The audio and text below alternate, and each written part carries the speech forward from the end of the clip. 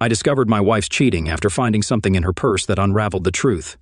My name is Sal, short for Salvatore, and I'm from Italy. My parents moved to the United Kingdom in the late 1960s. We had a popular Italian restaurant that not only supported my immediate family but also extended to distant relatives, including many cousins. Though we're not always in each other's pockets, we're a close-knit family. We make an effort to gather for family events to avoid our beloved grandmother's disapproving gaze. She's the matriarch of our clan. 7 years ago, Connie, who always insisted on obedience, became my wife. We both decided to marry around the age of 30 after being in a relationship without a clear direction. Although it was satisfying in some ways, it lacked the elements needed for a long-term commitment. For almost 2 years, we enjoyed each other's company, attended parties, and had a great time before deciding to exchange vows.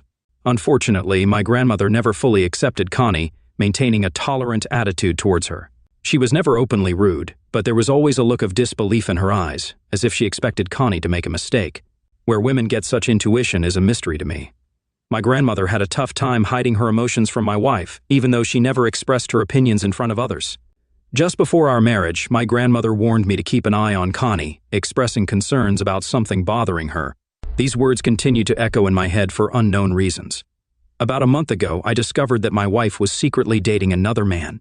They met regularly for at least 6 months, and I found out after a thorough investigation. Surprisingly, finding the truth wasn't as difficult as I expected. One evening, a small oversight on her part raised suspicions. It all started with a minor detail: a pen. A cheap, ordinary pen usually given as a hotel souvenir. Its sudden appearance puzzled me, because I couldn't recall staying at the hotel from where she got it. I usually prefer well-known hotel chains about once a month, although I'm accumulating loyalty points. But they're not that great. One evening, while walking with Connie, I needed a pen. She rummaged in her big purse and pulled one out for me. However, after finishing writing, I noticed an inscription on the handle that caused a small alarm.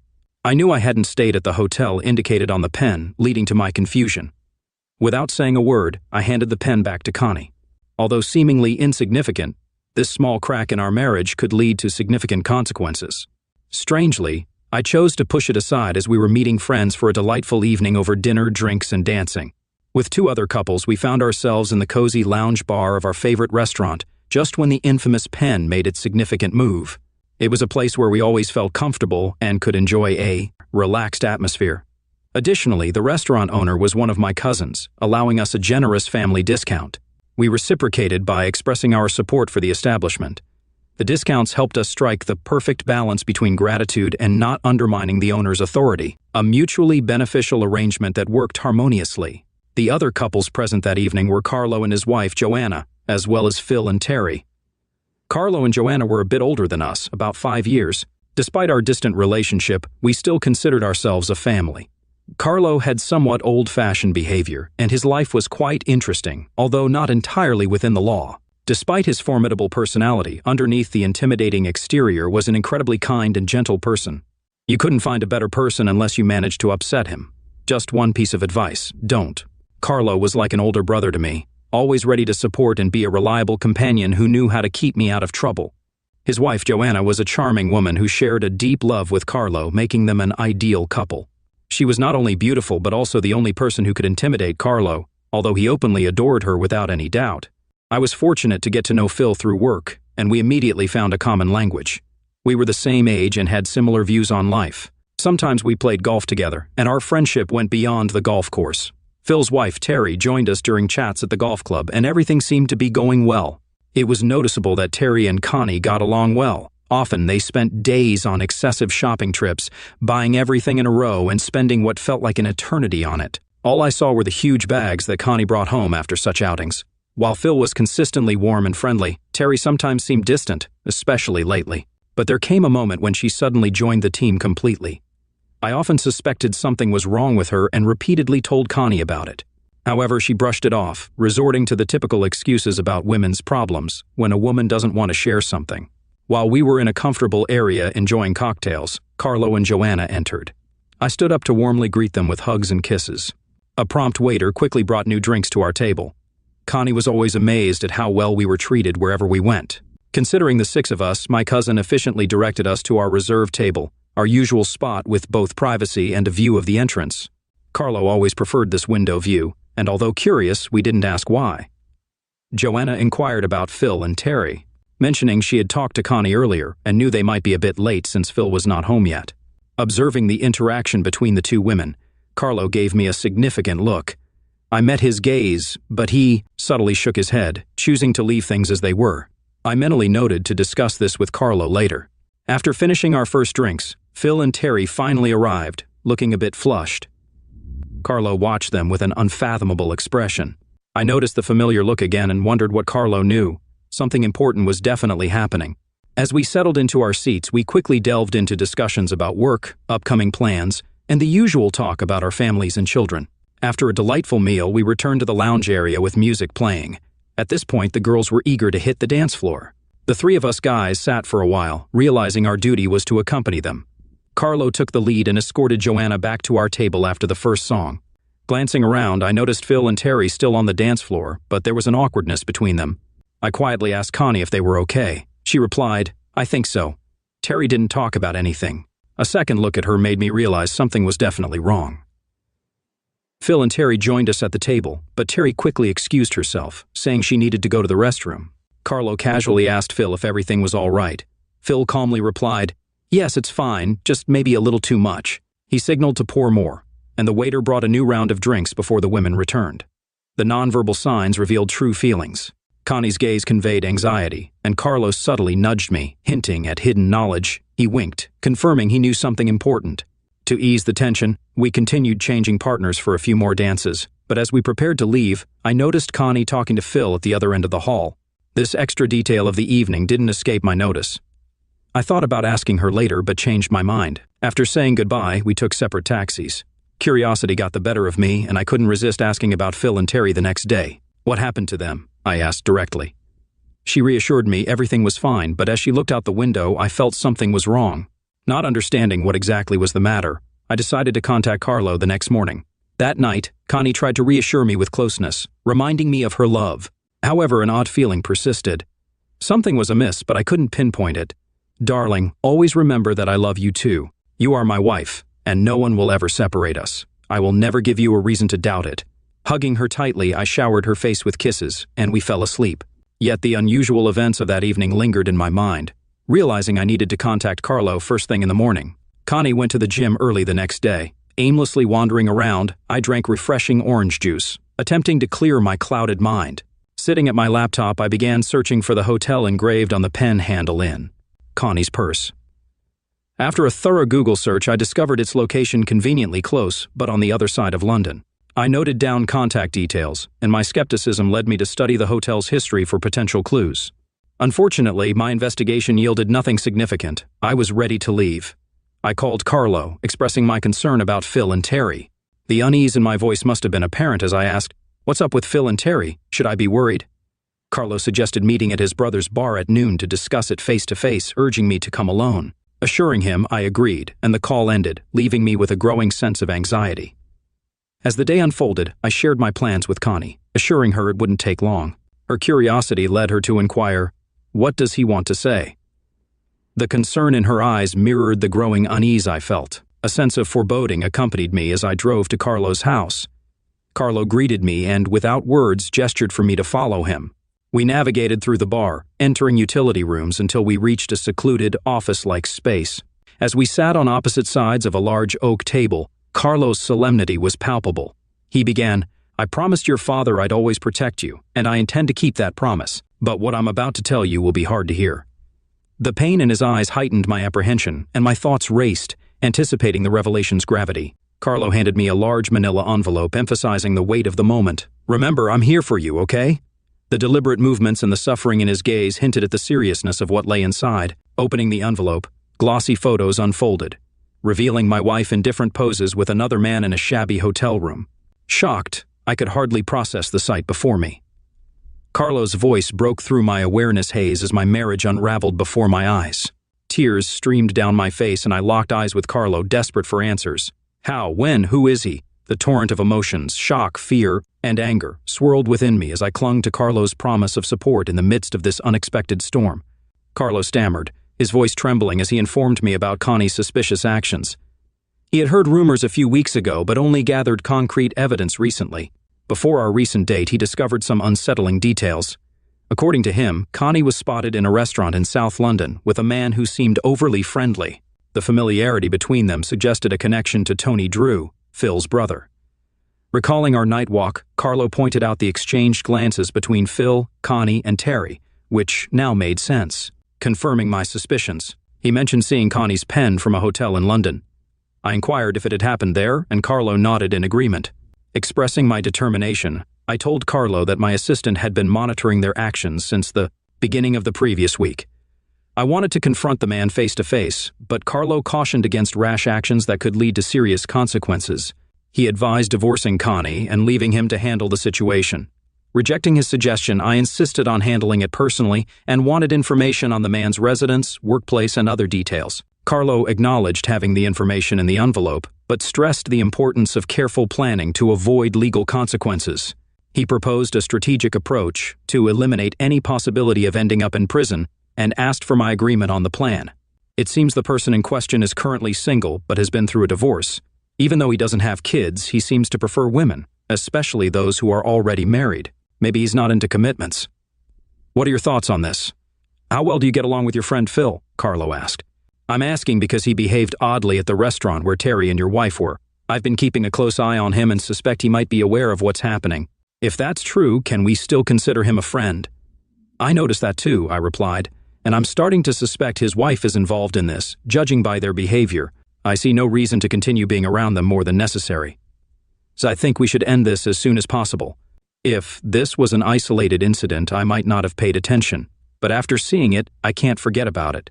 It's all too overwhelming. Every time I see her, these images will haunt me. No, I can't forgive or forget. I understand, Carlo said, but in the current situation, you should prioritize your own protection. Taking the time to plan ahead will be helpful, even if it requires some patience. Trust me, you're going to need retribution. I informed Carlo that I needed time to carefully consider the situation, expressing my desire for both Phil and Connie to suffer. Leaning in, Carlo placed a business card in front of me, explaining that it belonged to an experienced specialist who was already informed about my situation. He encouraged me to call the specialist and convey what needed to be done, assuring me that he was also our cousin. Carlo chuckled at the connection between the specialist and our family. We have cousins everywhere, he joked. I couldn't help but chuckle as well. We continued to discuss our plan for another hour until we decided on a course of action. I dialed Cousin Carl's number. We agreed to postpone its execution until all preparations were completed. Meanwhile, I had to find out the extent of Phil and his wife Terry's involvement in the situation. Leaving Carlo behind, I drove slowly back home. After parking the car, I went to the door, but there was no sound inside. Connie was not there. In the kitchen, I found a note on the table indicating that she had gone to Terry's. Understanding the message, I discarded the note and promptly contacted Carlo, informing him of Connie's claim. Despite her assertion, my surveillance revealed that Connie was currently at Phil and Terry's house, though Terry herself was absent. As mentioned earlier, I had someone keeping an eye on her, and he'd continue to do so. Later, 3 hours passed, and Connie finally returned home. Greeting me, she kissed my cheek and headed to the kitchen. When she inquired about my day, I mentioned Carlo's plan without divulging details. Observing her expectation for more information, after a minute of anticipation, she asked about the discussion. I replied that it concerned a cousin's personal file requiring permission and involved suspicions about a wife's behavior, seeking advice. Noticing the change in her expression, I smiled, acknowledging her attempt to appear nonchalant. Nevertheless, I reassured her that everything would be resolved in the end. She turned away, and the rest of the weekend dragged on slowly. Despite the strong desire, I could not bring myself to make love to her.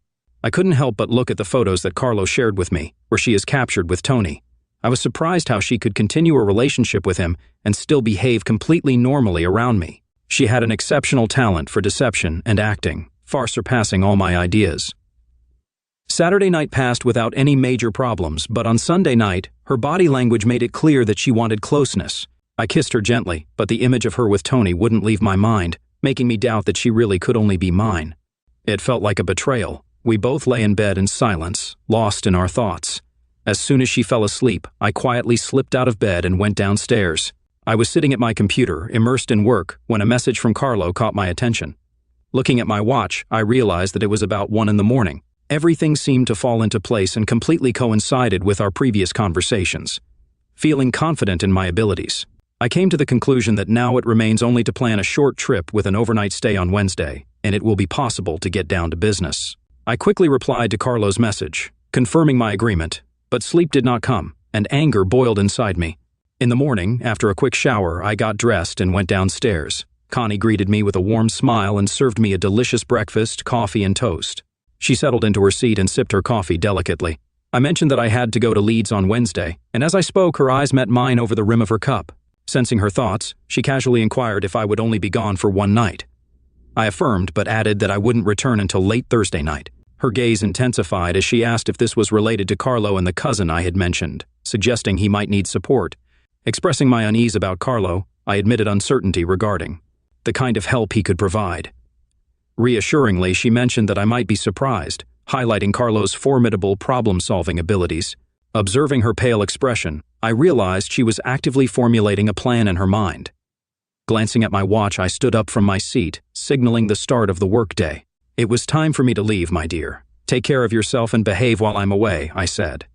I went to a meeting with a lawyer, discussed options for an hour, and signed the necessary documents. The lawyer already had copies of the envelope's contents. He assured me everything would be ready by Wednesday afternoon. Confirming our agreement, I hurried to the bank and moved all our savings to a new account in my name. Additionally, I sent a significant amount to Carlo, asking him to hold it for me. I left the current account alone, covering our bills, but we had almost no extra money. I emptied our safe deposit box of cash and jewelry, opening a separate account only in my name at another bank. I also decided to stop her allowance, thinking it would put her in a tough spot by the end of the month. Happy with my day, I entered my office and went about my usual work. Sadie, my secretary, was an invaluable assistant, handling work competently, maybe even more so than me. During a momentary break in signing documents, I noticed Sadie looking at me. Turning my chair, I faced her. We've known each other for almost 5 years. She's always been professional and devoted, though tension with Connie seemed present. I believed it was related to gender issues. Looking into Sadie's worried eyes, I realized I could no longer ignore the situation. The desire to confide in someone became overwhelming, and she sensed my inner turmoil. Taking a deep breath, I gathered my thoughts and informed her about potential disruptions this week. I emphasized that if I couldn't be there, she knew what needed to be done to ensure everything ran smoothly. She assured me of her support. Curious if she could assist further, Sadie turned around, a refined and intelligent woman of about 40 whom I trusted implicitly. Confessing to her, I revealed that Connie was cheating on me. Clearly taken aback, Sadie expressed her disbelief and asked if I had concrete evidence. Tears welled up in my eyes as I nodded in confirmation. Feeling my pain, Sadie hugged me tightly, providing the comfort and support that seemed absent at home. Tears streamed down for the first time since I received the devastating news a few days earlier. She held me until I regained my composure. Looking into my tear-filled eyes and reassuring me of my goodness, she encouraged me not to let anyone tell me otherwise. Concerned about my future plans, she inquired about my intentions. Determined, I stated my decision to file for divorce and end the relationship completely. Despite my hesitation, I made it clear that I didn't want to involve her or anyone else. Worried, Sadie urged me to be careful and pleaded for a promise not to do anything rash. The rest of the day felt like a drag, each moment seeming like hard work. Sadie's devotion and support were invaluable, turning her into a precious friend who stood by me during this challenging time. Her husband, whoever he was undoubtedly lucky. She fearlessly protected me from any threats, dealing with them with her usual flair. I heard her push someone away with a stern warning, making me smile. I was pleased to have kind-hearted people like her by my side. When I got home, sitting with Connie and watching TV, the phone rang. She took it to the hallway to answer. Although I heard her speaking softly, the conversation remained unintelligible. After about 5 minutes, she returned. Curious, I inquired about the phone call. Connie dismissed it as unimportant, mentioning Terry discussing her claims and Phil initiating another pointless argument with a hint of annoyance in her tone. "I hope they find a way to reconcile," she added. Sensing my confusion, I asked, "What do you mean? Are they in serious trouble?" Sensing my confusion, I asked, "What do you mean? Are they in serious trouble?" "Phil didn't say anything," Connie replied, carefully watching my expression. I searched for signs that might reveal the truth. "Well," she began hesitantly, "it's not really a serious crisis, more of a small disagreement. I'm sure they'll sort it out." Suddenly it dawned on me. "Is this really what happened when we were in the restaurant?" I asked. Connie looked at me nervously, not realizing I had noticed the tension between them and her role in it. While spinning a web of lies, it became noticeable that Connie was entangled in her own deception. Despite her discomfort, I couldn't figure out Terry and Phil's role in this situation. I remembered their intense communication during our walk, an argument boiling all evening. "So, that's what you talked to Phil about?" I asked, trying to figure out if she was trying to mediate. Connie's response was restrained and somewhat frank. "Yes, Terry asked me to talk to Phil, that's all." Intrigued, I continued to extract information. "What was it about, Connie? Perhaps I can help." A smile appeared when I saw my wife struggle with the tangled web of lies. Sensing her anxiety, she calmed me down. "It's all right, S. I'm sure they are close to solving their problems," she offered optimistically. Expressing relief, I acknowledged the good news about my friend's improving marriage. However, a sudden anxiety prompted me to ask if he was cheating. Connie swiftly reassured me that there was nothing of that sort. My curiosity lingered, leading me to inquire if Terry might be cheating. Sensing my curiosity, Connie suggested not getting involved and letting them figure it out. Fully agreeing, I remarked, "That's precisely what I had in mind. However, when I see Phil, I might check to ensure he's okay." As I shifted my attention back to the TV, Connie's narrowed eyes signaled the end of our discussion. After a few minutes, I revisited the topic, questioning, what was the conversation really about if neither of them was cheating? Unable to resist, Connie abruptly left the sofa, visibly agitated, and hurried out of the room. I sat and chuckled to myself.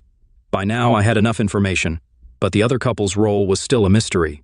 The rest of the evening passed with mutual avoidance, and we both preferred silence to more discussion. Deciding to address the issue of Phil and Terry the next day, I woke up early on Tuesday. I left the house just as Connie was coming down the stairs, still looking a little puzzled. "I have to move. Lots to do before I leave tomorrow," I told her without staying long and headed for the garage. As I moved, my thoughts returned to recent events. Until last week, everything was relatively calm. That changed when Connie met Tony a few months ago during a night out with Terry. They were in a small club with friends when Tony walked in, offered to buy everyone a drink, and caught the girls' attention. During that meeting, Terry noticed a connection between Tony and Connie. Worried, Terry expressed concern about Tony's character to her friend. She advised her to stay away from him, mentioning that he had made advances towards her in the past. In an attempt to calm Terry, Connie reassured her, stating that she had her phone with her and noting that Tony was an attractive and smooth man. Terry shook her head, emphasizing her warning and urging Connie not to entertain the thought. Terry had done her duty as a protector, but she couldn't shake the feeling that something unsettling was behind Connie's eyes. The rest of the evening passed without any notable incidents, at least from Terry's point of view. Despite Terry's warning, Tony managed to get Connie's phone number. Over the next few days, Tony somehow got Connie's number and made several calls involving her in innocent conversations accompanied by light flirting. As the next bachelorette party approached, Connie realized that Tony would be attending again. This time, there was dancing, and as soon as Tony took her in his arms, he began to use seduction tactics, showering her with flattery and compliments. He began numerous subtle touches while they were talking. Leaving the club with Terry's worried friend, who scolded her and urged her to end it before something happened, Connie stubbornly kept silent, brushing off Terry's warnings and insisting that nothing had happened yet. But when Terry saw her, Tony just smiled resolutely, continuing to get his way, confident that he would eventually win Connie over. In the following weeks, phone conversations between Connie and Tony became more frequent, and their flirting intensified. Tony began to seriously pursue Connie. The dynamic changed when Terry was unable to join their usual night out, giving Tony the opportunity he had been waiting for. It was during one of their conversations that he saw a chance to make his move. Tony, using his charm, managed to convince Connie to meet him at the club, emphasizing that it would be a friendly relationship, nothing more. Connie thought about the idea and, seizing on a sudden opportunity, eagerly agreed to the meeting. Unlike her usual outfit for meeting Terry, Connie dressed up, feeling that this occasion had special meaning. Excitement bubbled in her veins. Overcoming any doubts she may have had, she couldn't hide her joy and she didn't want to. In her opinion, talking to Tony created a connection, and she was ready for the next step. Without slowing down, she grabbed her purse and headed for the front door. Unable to contain her excitement, that important evening marked the start of a new chapter in Connie and Tony's life. Their bond grew stronger, and meetings became more frequent. Their evening was filled with flirting, gentle touches, and playful dancing. Tony took her to his car and drove her to the Marriott Hotel, believing Connie was ready for the next step. They spent the night together, their passion lasting until almost 1 a.m. When Connie realized the time, panic set in. She quickly got ready and dressed, urging Tony to take her home. Despite Tony's agreement, the journey alone would have taken at least another 30 minutes. That night served as a wake-up call for Connie, and she started feeling uneasy. But in the following weeks, she continued dating Tony, unable to resist the temptation of their connection. During my absence, she stayed with Tony at the hotel, engaging in various activities. Terry advised Connie to stop before facing consequences. Weeks later, Terry discussed the situation with her husband, Phil, hoping he could influence Tony. Terry explicitly asked Connie to stop and talk to Tony, seeking Phil's support. Phil was torn between loyalty to his brother and me, making it increasingly difficult to find a solution without causing serious consequences. Connie knew their romance should end soon. She understood the risk she was taking increased the allure of continuing the illicit relationship. It was a dangerous game, and if anyone found out, chaos would follow. The recent restaurant incident, combined with leading questions, showed the situation was getting out of control. Connie understood Tony didn't have sincere feelings, considering her only as an opportunity. Despite this, she still felt drawn to him. Deciding that tomorrow would mark the last meeting and the end of the destructive cycle, Connie made up her mind, intending to end it after one final night together. Despite the decision, she still had to convince Tony. Late at night, legal documents from the lawyer were prepared in her car. Feeling tense, I sought solace in my trusted bottle of whiskey. Observing Connie, it was clear she grappled with her problems. When she inquired about my well-being, I didn't immediately respond. Instead, I turned to her, meeting her eyes to gauge her reaction. She seemed scared and anxious, evidently affected by the events of the past day. I muttered that it had been a tough day and mentioned the need to shower for the upcoming meeting with Carlo. The mention of Carlo appeared to disturb her, carrying a sense of horror. After the shower, I went downstairs, catching Connie's gaze in the kitchen. Casually asking about dinner, she suggested ordering takeout, expressing her reluctance to cook. I agreed, and we settled on Chinese cuisine. I called and placed the order, and while waiting, we sat in the living room with the TV on. Dinner passed quietly, almost in suspense. Connie casually inquired about my departure time the next morning, to which I explained my plan to leave around 9 in the morning for an 11 flight. I added that the issue couldn't be addressed until the evening, and that it would be an opportunity to finally meet cousin Carlo, trying to find a positive aspect in the current situation. Acknowledging the importance of family, Connie looked at me with a hint of sadness in her eyes. Perhaps she was contemplating that tomorrow could mark the end of it all. The next morning, I woke up to the delightful smell of freshly brewed coffee, a scent I always appreciated at the start of the day. While I sipped the hot coffee, which served as a magical elixir that fully awakened me, Connie was preparing breakfast. I sat down at the table and began to eat toast, my stomach still feeling heavy from last night's dinner. Silence filled the kitchen while we both enjoyed coffee. A calm atmosphere prevailed. We exchanged fleeting glances, but quickly averted our eyes to avoid giving ourselves away. The atmosphere was tense, and we both wanted it to be over. Checking my watch, I realized it was time to leave. Urgently, I mentioned that I had to go and pick up Carlo from home. As I passed Connie, she looked at me with a smile and wished me a safe journey and a speedy return. Moving forward, I felt a weight lifted from my shoulders, and tears welled up in my eyes. With a deep sigh of relief, I turned the steering wheel and drove away from my wife, deciding not to look back. My face was flooded with tears, and my heart was heavy with grief. It was a day of reckoning, the culmination of it all. A few minutes later, Connie picked up the phone and listened to the beeps in her ear. She whispered that I was gone and asked if the plan could still proceed that night. The response was affirmative, with assurances of making the night unforgettable. Connie explained that she had convinced Phil to leave them alone and shared that he was becoming increasingly upset with her. She inquired if he had mentioned anything to me, and the answer was affirmative, but she had instructed him to mind his own business. Despite the challenges, she expressed eagerness for the night ahead and shared the arrangements for their meeting at the same room as last time. Ending the call, the man couldn't help but smile. He quickly composed a text message with the details of the lovers' date, collected his listening equipment, and left the place of observation. Carlo looked at the message, a grim smile appearing on his face. He expressed concern about the situation and questioned my certainty about it. I assured him of my love for Connie and my determination to make her understand the gravity of her actions, even if it meant enduring lasting consequences with her lover. With some time before the action started, we decided to have a snack. Carlo dissuaded me from reaching out to Terry and Phil, emphasizing the potential legal consequences if they became aware of my awareness. He assured me that there would be time to address that later and asked me not to worry. Leaving the bar, I was introduced to Carlo's brother Alfredo and his daughter Alicia. Alfredo apologized for his daughter's impulsive nature and explained that they can be assertive these days. Expressing understanding, I greeted Alfredo warmly, emphasizing the importance of family. Alfredo smiled and conveyed his regards to his wife and the rest of his family. A little after 3 in the afternoon, an incoming call signal was heard on my mobile phone. Glancing at the screen, I noticed that it was Connie. I greeted her and asked what had happened. She explained that she called to ensure I had arrived safely and inquired if everything was okay. I assured her that we were both fine and mentioned that we were having a late lunch before continuing on our way.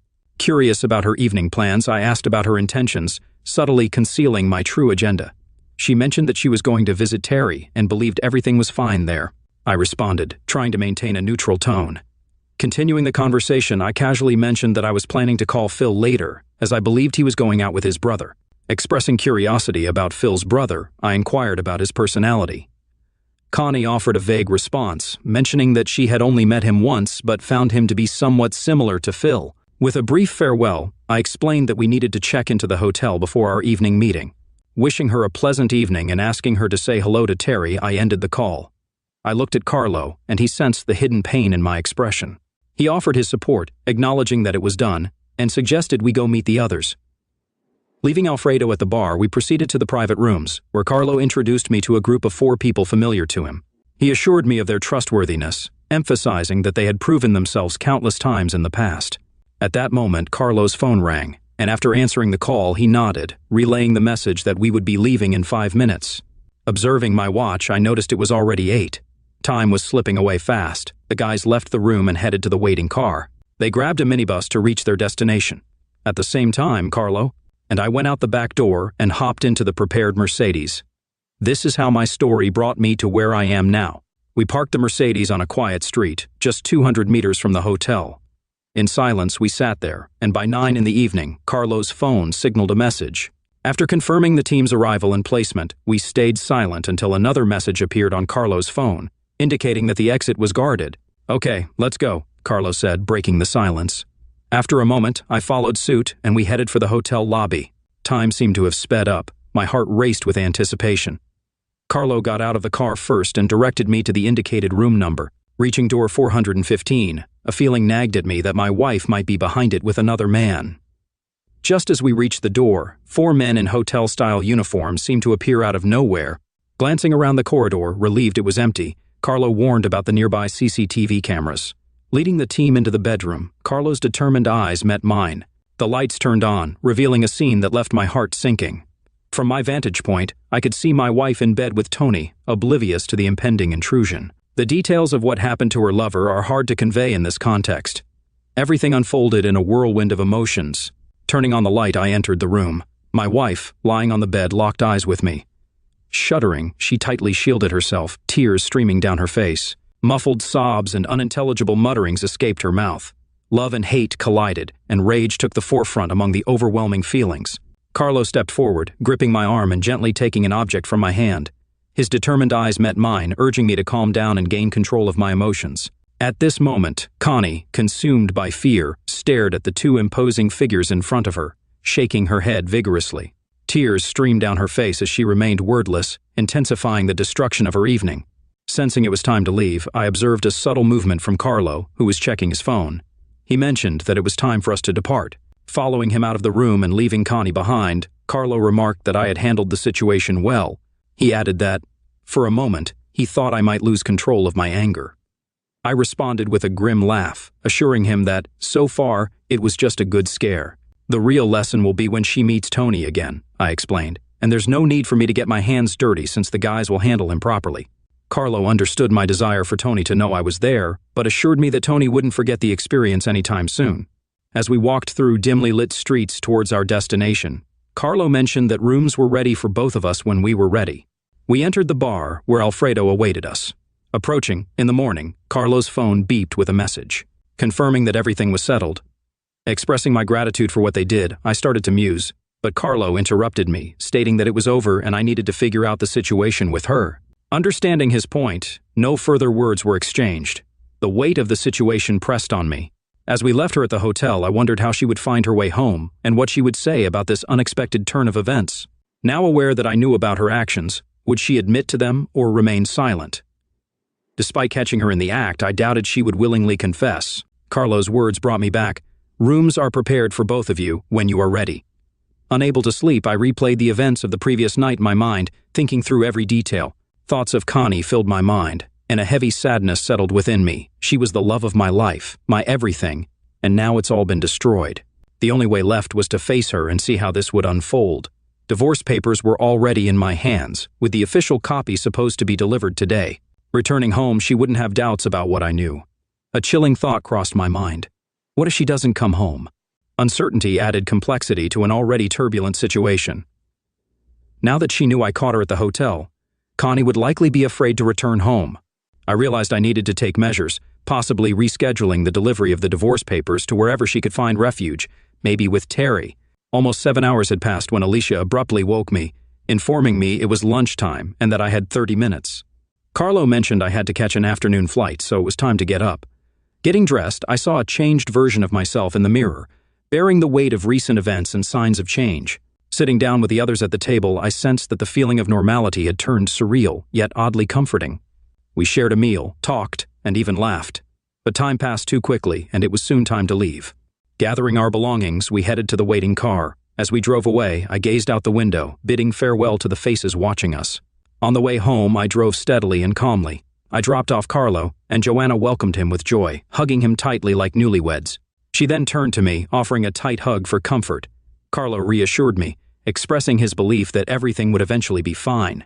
Despite my speechlessness, his comforting hug offered a glimmer of hope.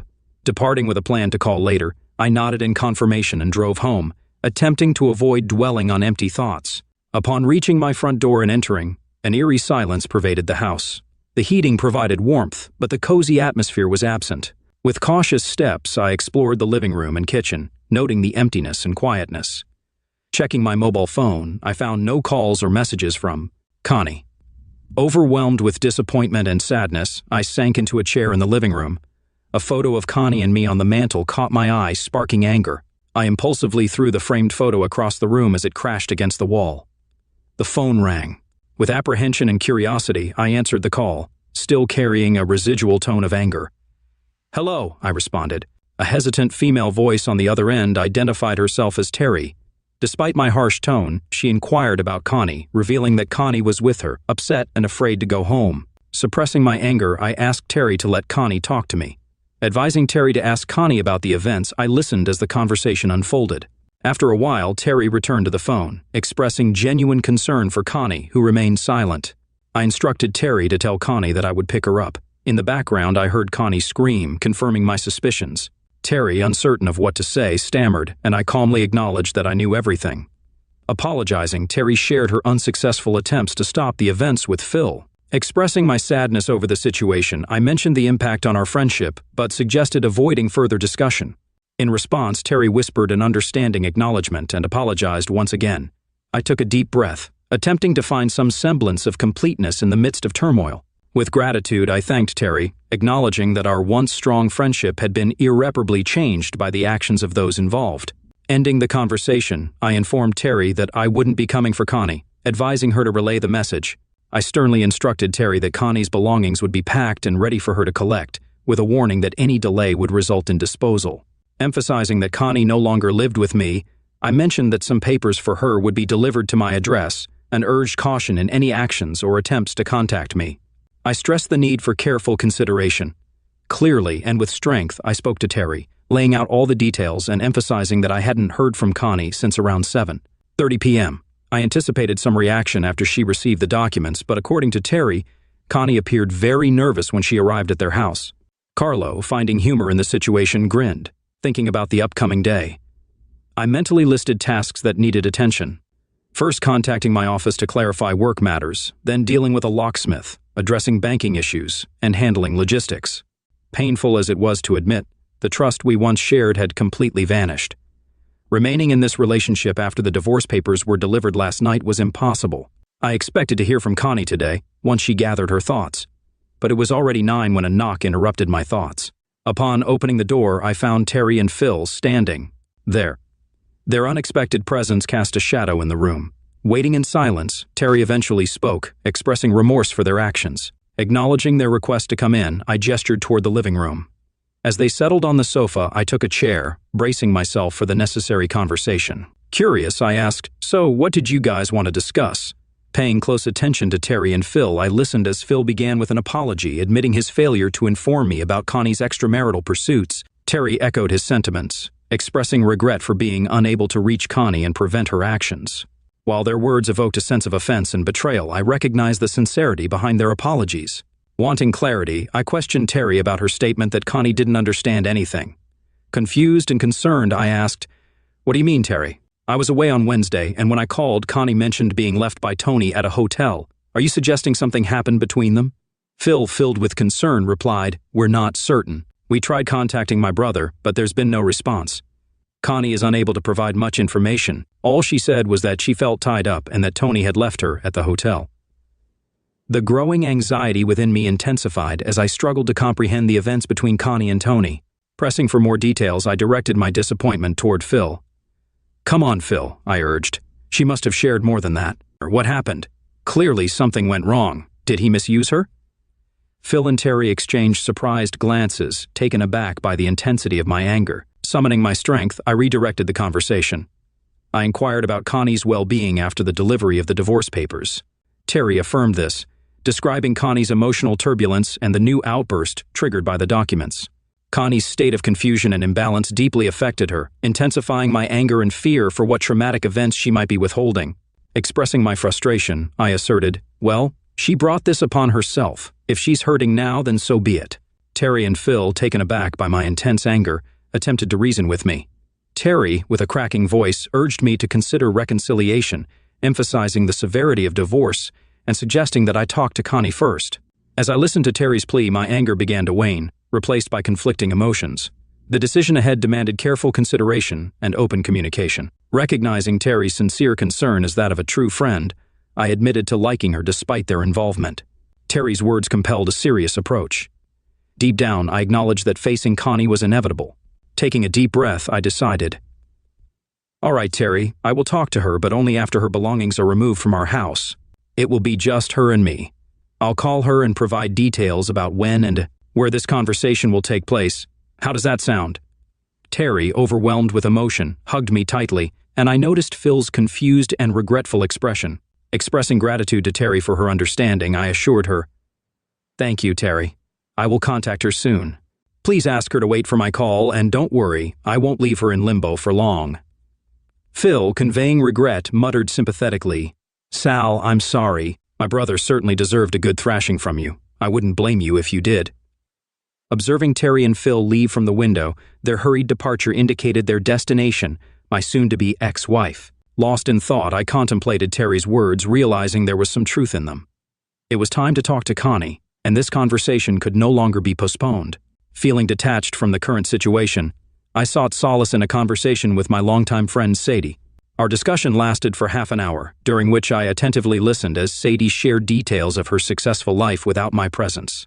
She truly was an extraordinary woman. When she touched on Connie's topic, her tone changed to that of a concerned mother. It felt like listening to my own mother's lectures.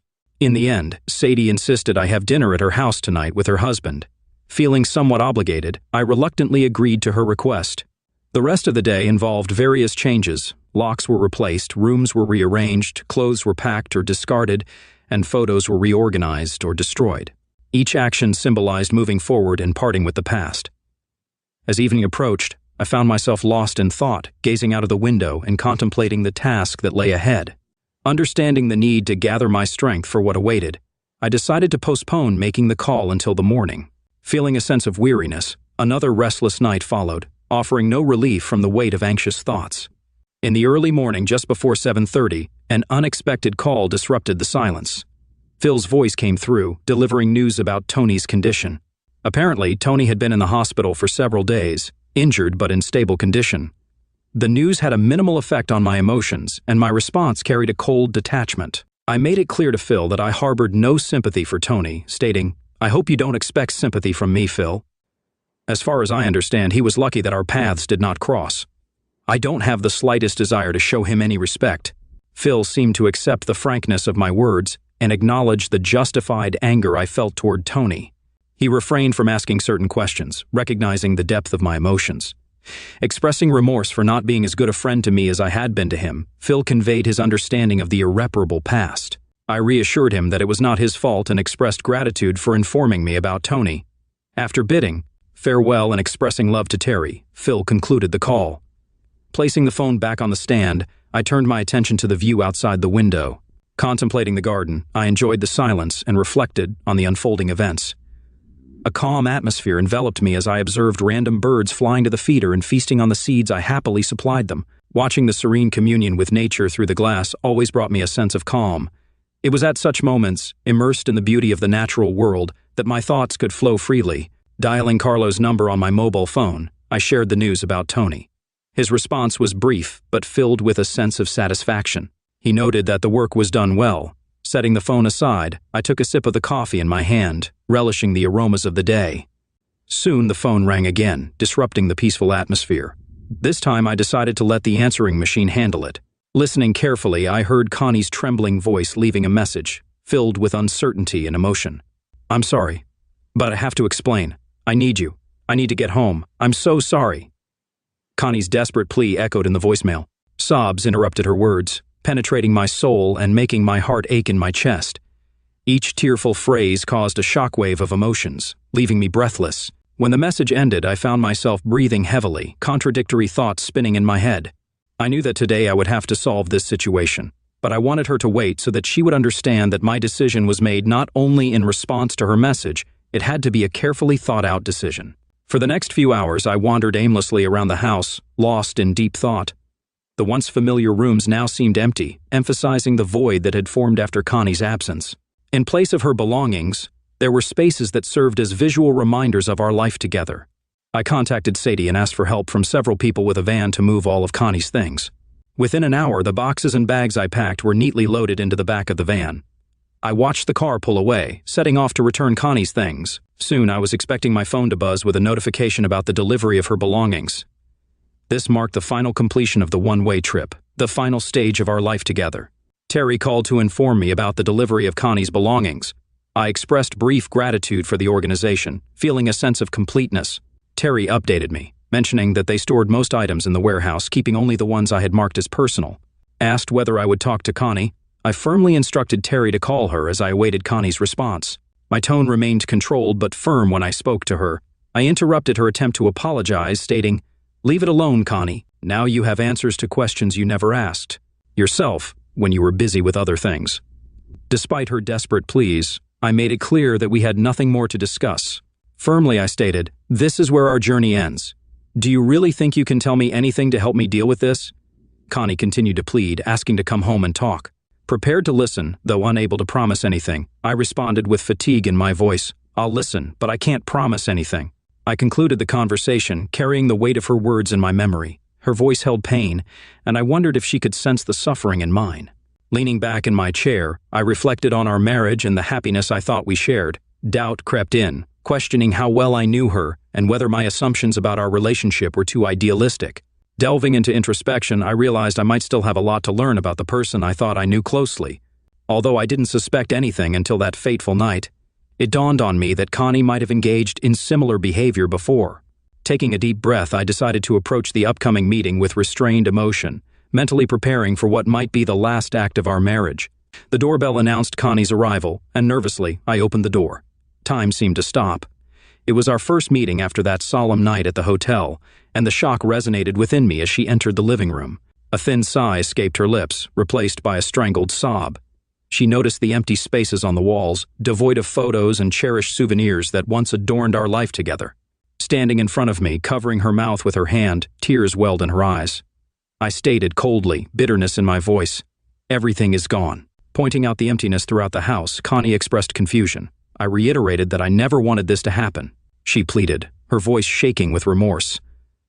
I acknowledged that her actions had consequences, the result of her infidelity, extramarital affair, and connection with another man. In the ensuing silence, Connie sat down on the sofa. With a stern expression, I pressed her to speak. She apologized, expressing regret and admitting her inability to resist, describing it as independency. Struggling with emotions, I wondered if there was still room in my heart for forgiveness. I then revealed that I had talked to Terry and Phil, gaining a fuller understanding of what happened, and expressing frustration with the lack of clarity on why it happened. She shifted uncomfortably, looking down at her feet, admitting that she couldn't answer why she got involved with a new and exciting person. I argued about the undeniable fact that she slept with him, consistently expressing my resentment and disappointment over the course of several weeks. Connie, laden with guilt, acknowledged that she messed up and expressed a desire to find a way to move past it. Changing the topic, I inquired about the whereabouts of the person she was involved with. Connie denied referring to him as her lover, explaining that she went on dates with him but emphasizing her love for me and apologizing tearfully for her terrible mistake. Listening to her plea, anger boiled inside me as I questioned her sincerity and trustworthiness. I pointed out her deceitful actions and questioned why I should believe anything she said. Connie, recognizing the extent of my pain and betrayal, continued crying, realizing the precarious state of our relationship. Demanding to know if I had communicated with my counterpart, I harshly questioned her, waiting for her answer.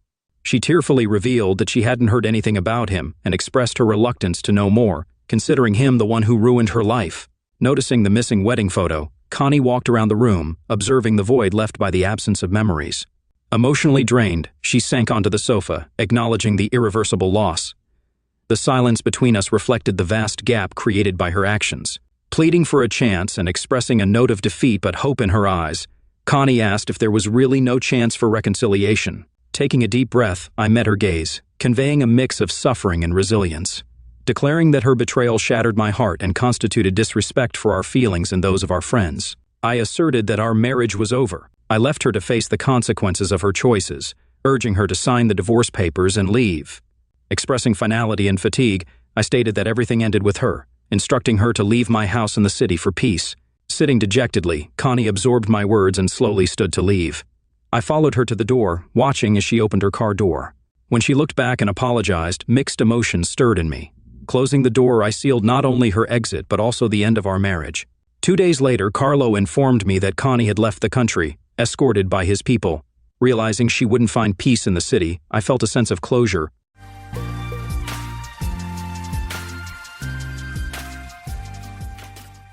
I'm 43, and my wife, aged 40, and I've been married for 16 years.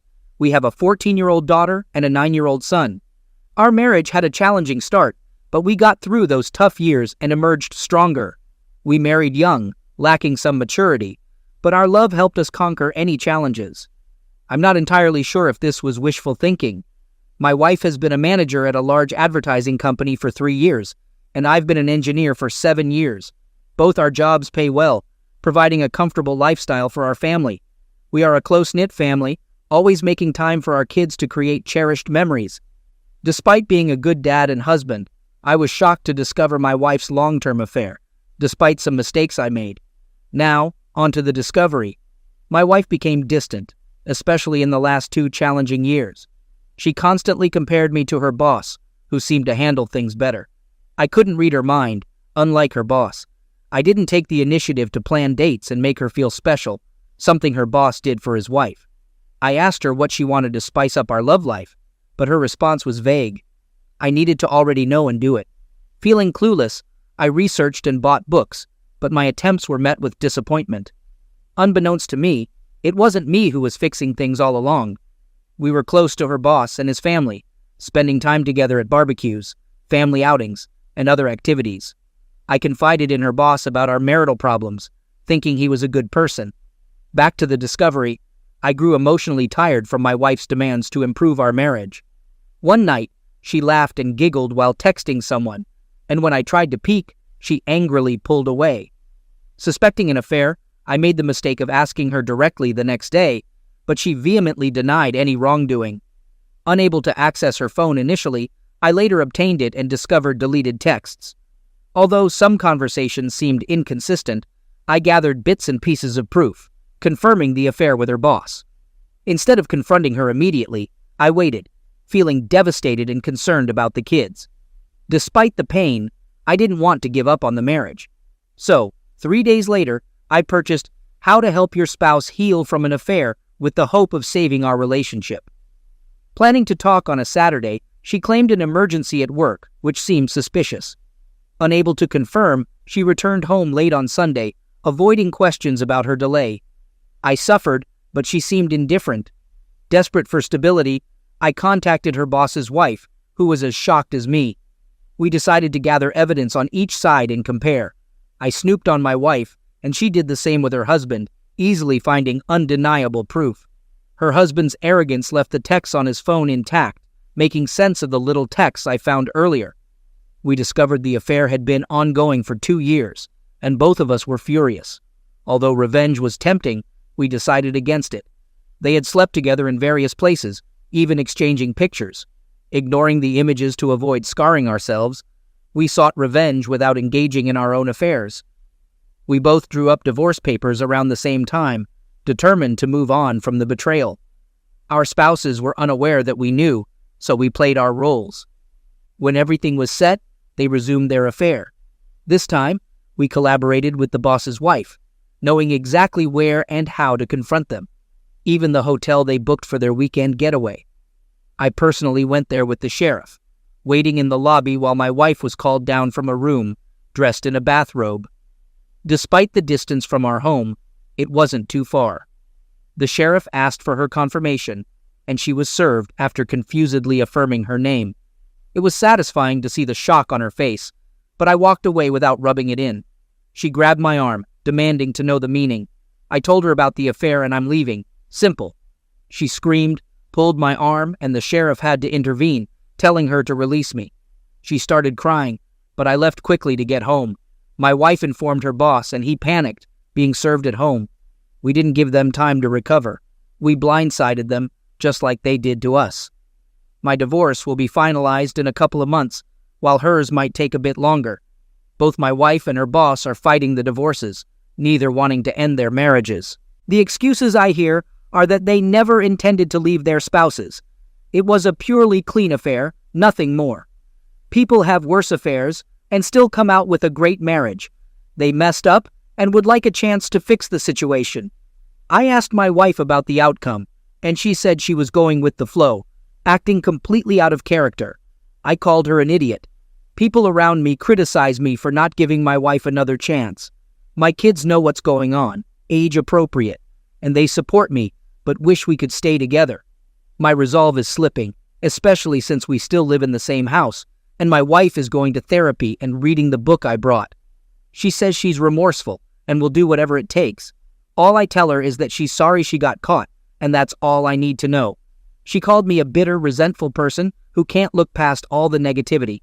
She apologized later, but I know that's how she feels. The boss's wife and I still talk, which my wife hates. She thinks I might have a revenge affair, or her boss's wife is the reason I won't give us another chance. She has asked me repeatedly to initiate no contact with her boss's wife, just like she did with her boss. I told her she's crazy, we didn't do anything wrong, and why should I respect her opinions now? See, I think I'm done. I have no respect for her. She still doesn't want to give up, and is actively trying to engage with me about her thoughts and processes to her affair. I see them as excuses, so I don't entertain her. She wants me to do therapy with her. I've read many places where the therapist blames the sufferer, so I said hell no. She wants me to read infidelity books with her. What's the point if we're going to divorce anyway? She wants to be with me. I told her she's not going to manipulate me with closeness. She says it's not manipulation, just showing how much she loves me. I corrected and said love me now. People around me, even my mom, are frustrated, saying people make mistakes, and my wife realizes through her mistakes that she truly does love me. I tell them I won't be anyone's fallback plan. I feel bad for treating her the way I do, but I still love her even though there's hate. Am I being unnecessarily cruel to her? She's trying hard, but I just don't care. Should I reconsider the divorce? People are saying I'm moving too quickly and might regret it. Is that true? I don't know what's real. Update. Thanks for your concern, guys. My wife and I are in a sort of good place, but we're not reconciling. I'm still divorcing her because her affair was too long for me to get over. If it had been a one-night stand, that would be a different story. But no, 2 years is just a slap in the face. I've gone to a few therapy sessions with her because I'm not a monster and still love her. One session was very good and made me understand her remorse. She hasn't handled the fallout perfectly, but she's been trying pretty damn hard. The second session was a mess of her being upset with me for continuously contacting the boss's wife and her being afraid of a revenge affair. It was the angriest I ever was through this whole mess, and we argued a great deal later because I refused to do what she wanted, which is no contact with the boss's wife. That was resolved when I promised her that there will be no revenge affair.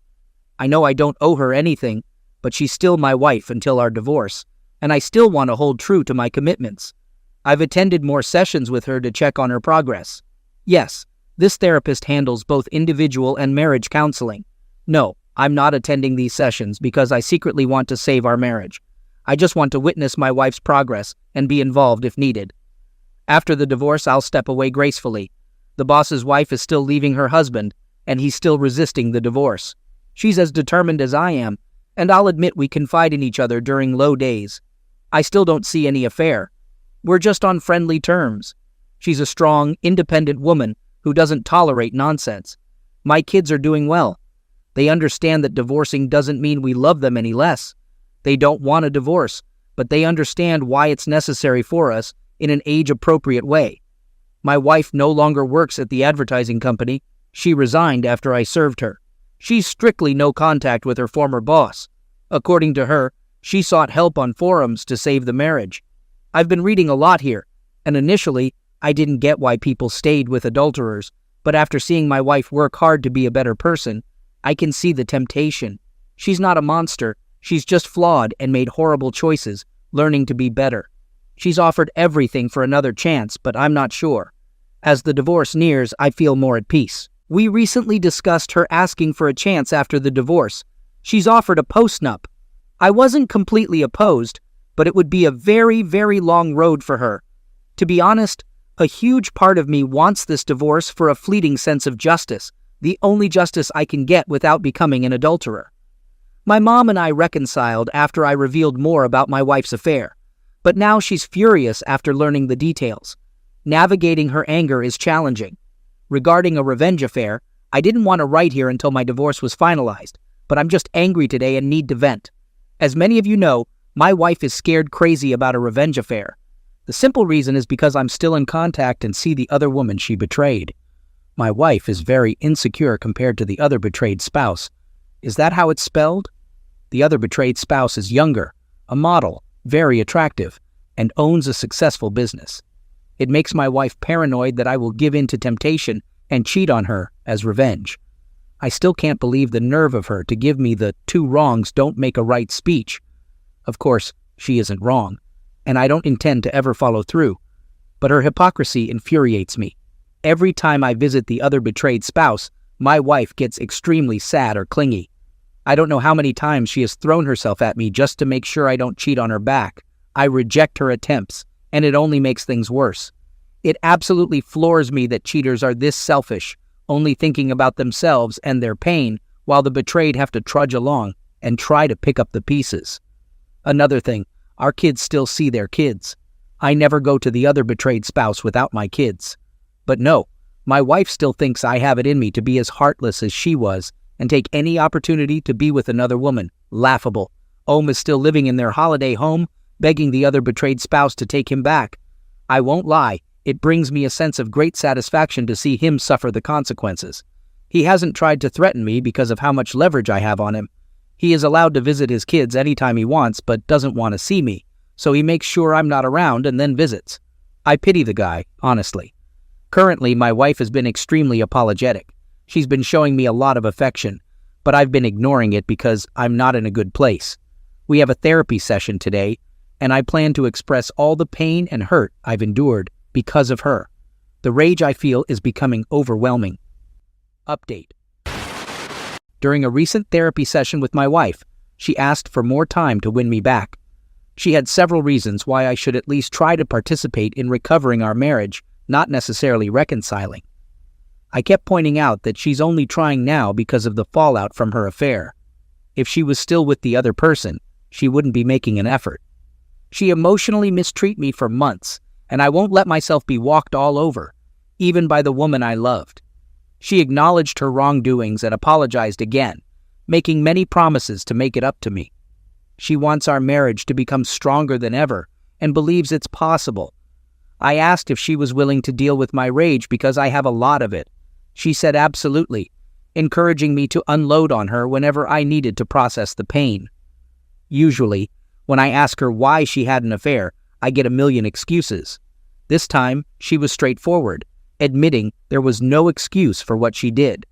She vowed to show through her actions every day for the rest of her life that she's truly remorseful and would never hurt me that way again. She opened up about her feelings, revealing she was very insecure and jealous of the other betrayed spouse. The affair boosted her ego, making her feel beautiful and desired. She admitted it was a fantasy that would never last, regretting it deeply. She acknowledged the guilt she'd carry for the rest of her life and said she'd probably never forgive herself. She confessed she could never compare to the other betrayed spouse, and her certainty that I would cheat back stemmed from the other person's beauty and integrity. The other betrayed spouse never said a mean thing or threatened her. It was all my wife's insecurities talking. The therapist asked what it would take for me to consider my wife's proposal. I couldn't think of anything and honestly said I needed a time machine because what I have now is a sham of a marriage. I never signed up for this.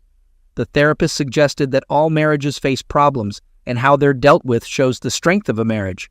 I was taken aback and told the therapist to focus on my wife, not us. The therapist suggested my unwillingness to listen to logical reasoning might be a communication problem. I didn't disagree. On the drive home, my wife and I had a long talk. She asked if I felt emasculated due to her affair, surprising me with the question. I answered yes. She then shocked me by asking if I would feel better if I slept with another woman.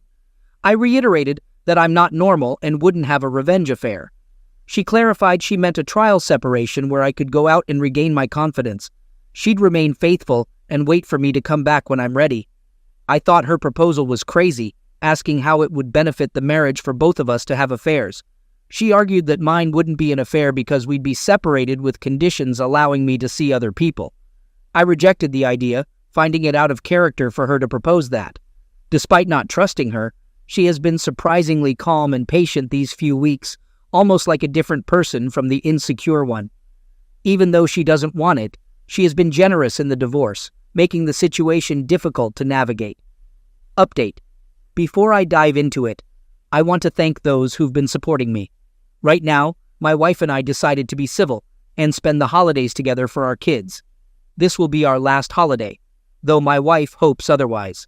I'm doing it for our kids because I love them. Our divorce will be final in mid-February. For those curious, we've split everything 50-50. Though my wife has been generous, I'm unsure if it's a tactic for later nastiness. So far, she's been nice, confessing it's because I've been a great husband and father, so I should get a fair divorce. She won't lose much in the divorce, but I'll get slightly more, thanks to her. I stopped therapy with her. It gave false hope. She admits a desire for closeness due to my absence, understanding I felt emasculated due to her affair. She's been frequently trying to engage me in closeness, which is new since my wife hardly initiated closeness before. Over time, I appreciated her addressing my hang-up, but I reject her attempts. She insists it's not about reconciliation. She just wants me to feel good and desired. I've cut off contact with the other betrayed spouse temporarily due to things getting too personal. The other betrayed spouse confessed interest, willing to wait until my divorce is finalized before anything.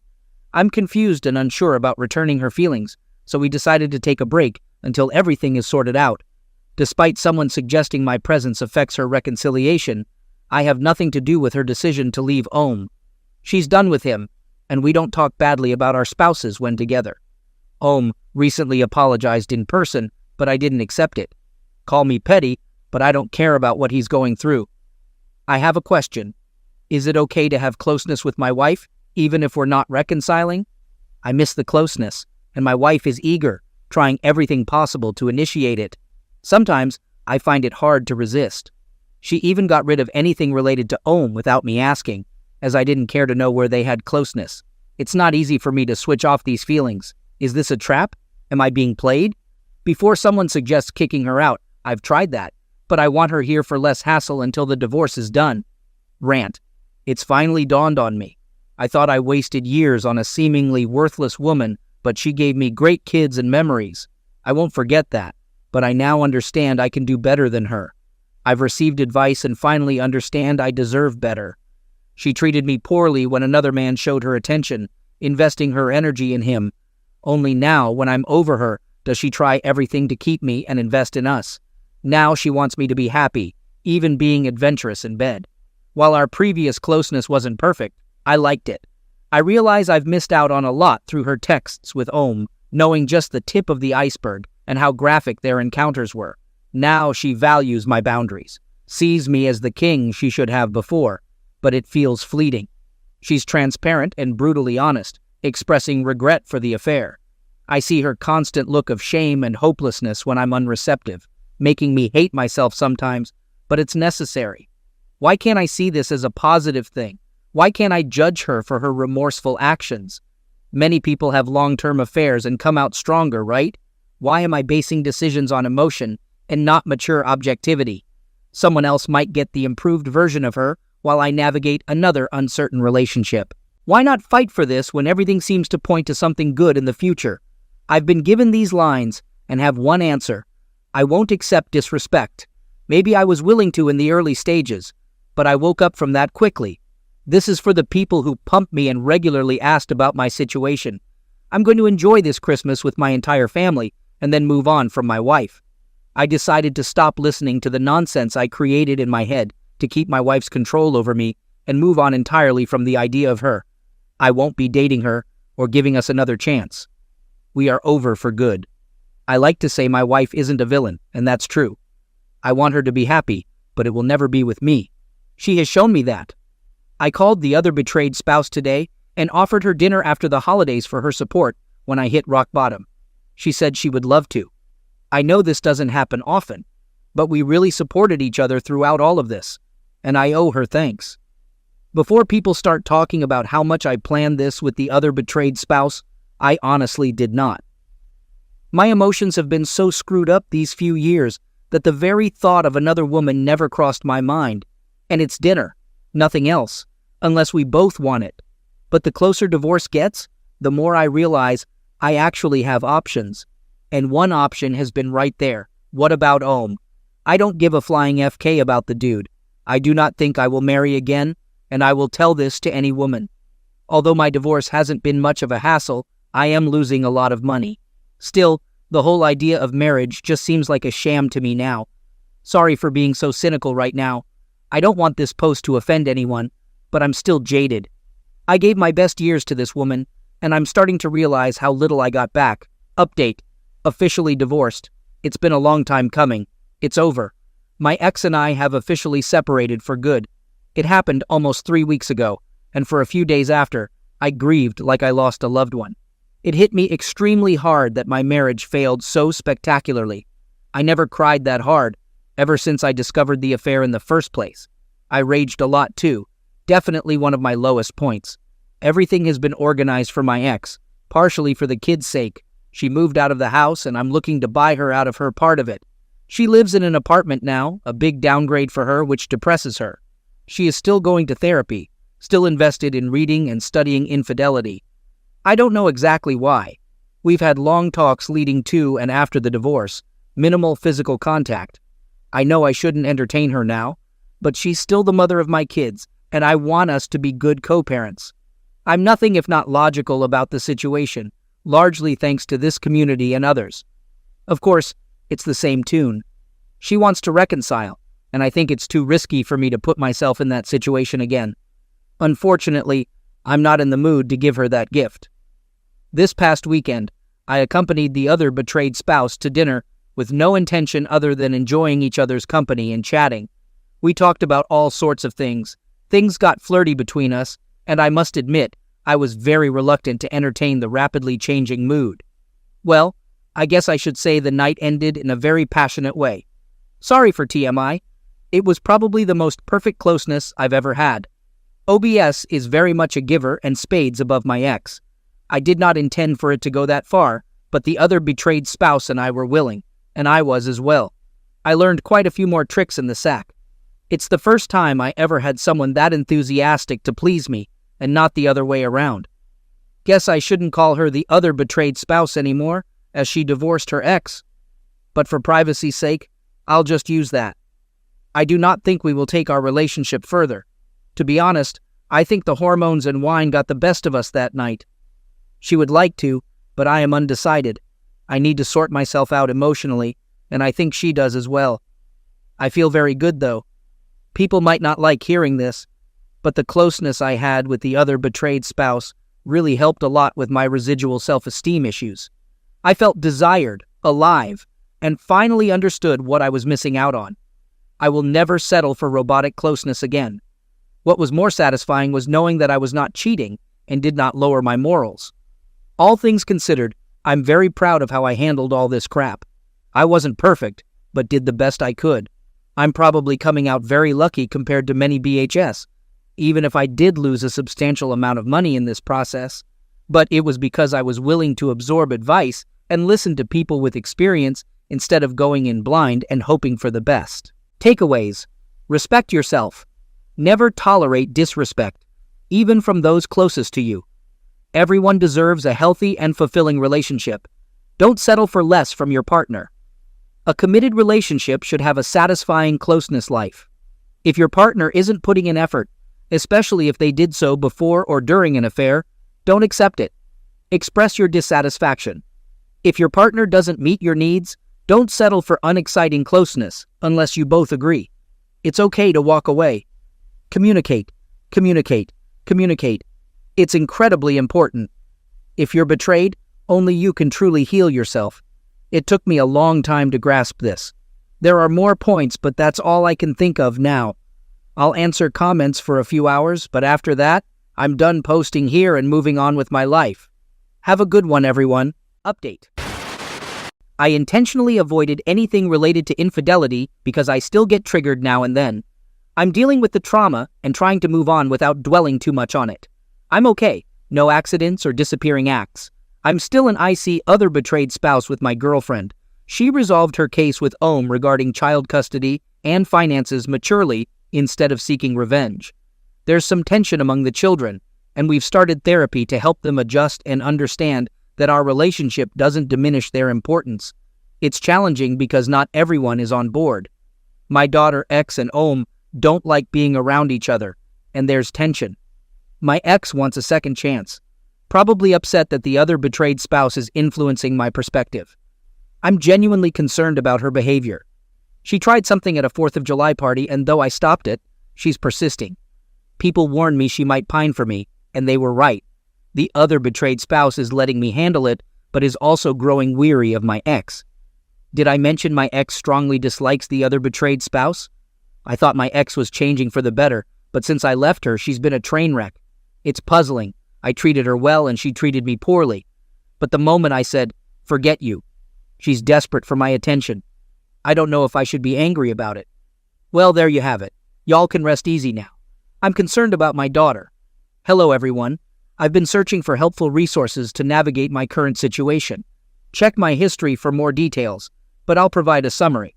My ex-wife had a 2-year affair, during which she was emotionally abusive and frequently compared me to her affair partner, OM. Our closeness suffered, and initially, I blamed myself. When I discovered the affair, I eventually decided to divorce her, especially after a weekend when she lied about spending time with OM. I connected with the other betrayed spouse, and together we initiated divorces while ensuring our children were informed in an age-appropriate manner. We've been open with the kids, explaining the separation without details. Despite their understandable reluctance, they handled it as well as could be expected. My ex-wife pushed for reconciliation, but I chose to end the relationship, forgiving her but moving forward. The divorce was financially costly, but not excessively damaging. Soon after the divorce, the other betrayed spouse and I developed a serious relationship, having initially been friends with benefits.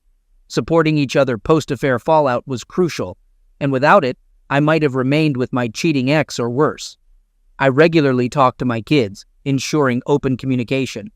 My son, aged 10, likes the other betrayed spouse, while my 15-year-old daughter is taking more time to adjust. She wants me to be happy, but is cautious about interfering in my relationship. We've discussed healthy relationships and her concerns, and she seems supportive, although she needs time. Our relationship is discreet to avoid overwhelming all the kids, including her 2 daughters. Everyone, including OM, is in therapy. Now, concerning my daughter, the fallout from the affair strained her relationship with her mother. She openly expresses hatred because she believes none of this would have happened if not for her mother's actions. She acts rebelliously toward her mother, rejecting affection and even cursing at her. I've stepped in to enforce respect, but it worries me.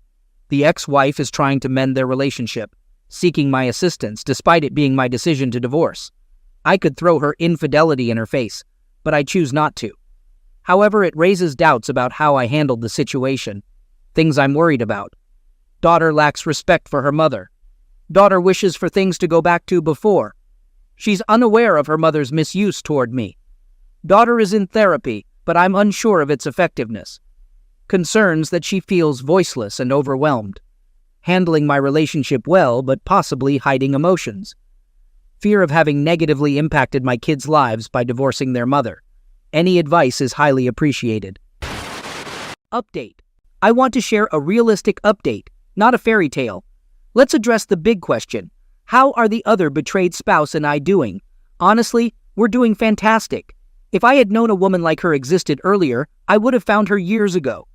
Jokes aside, our relationship is the strongest I've ever had.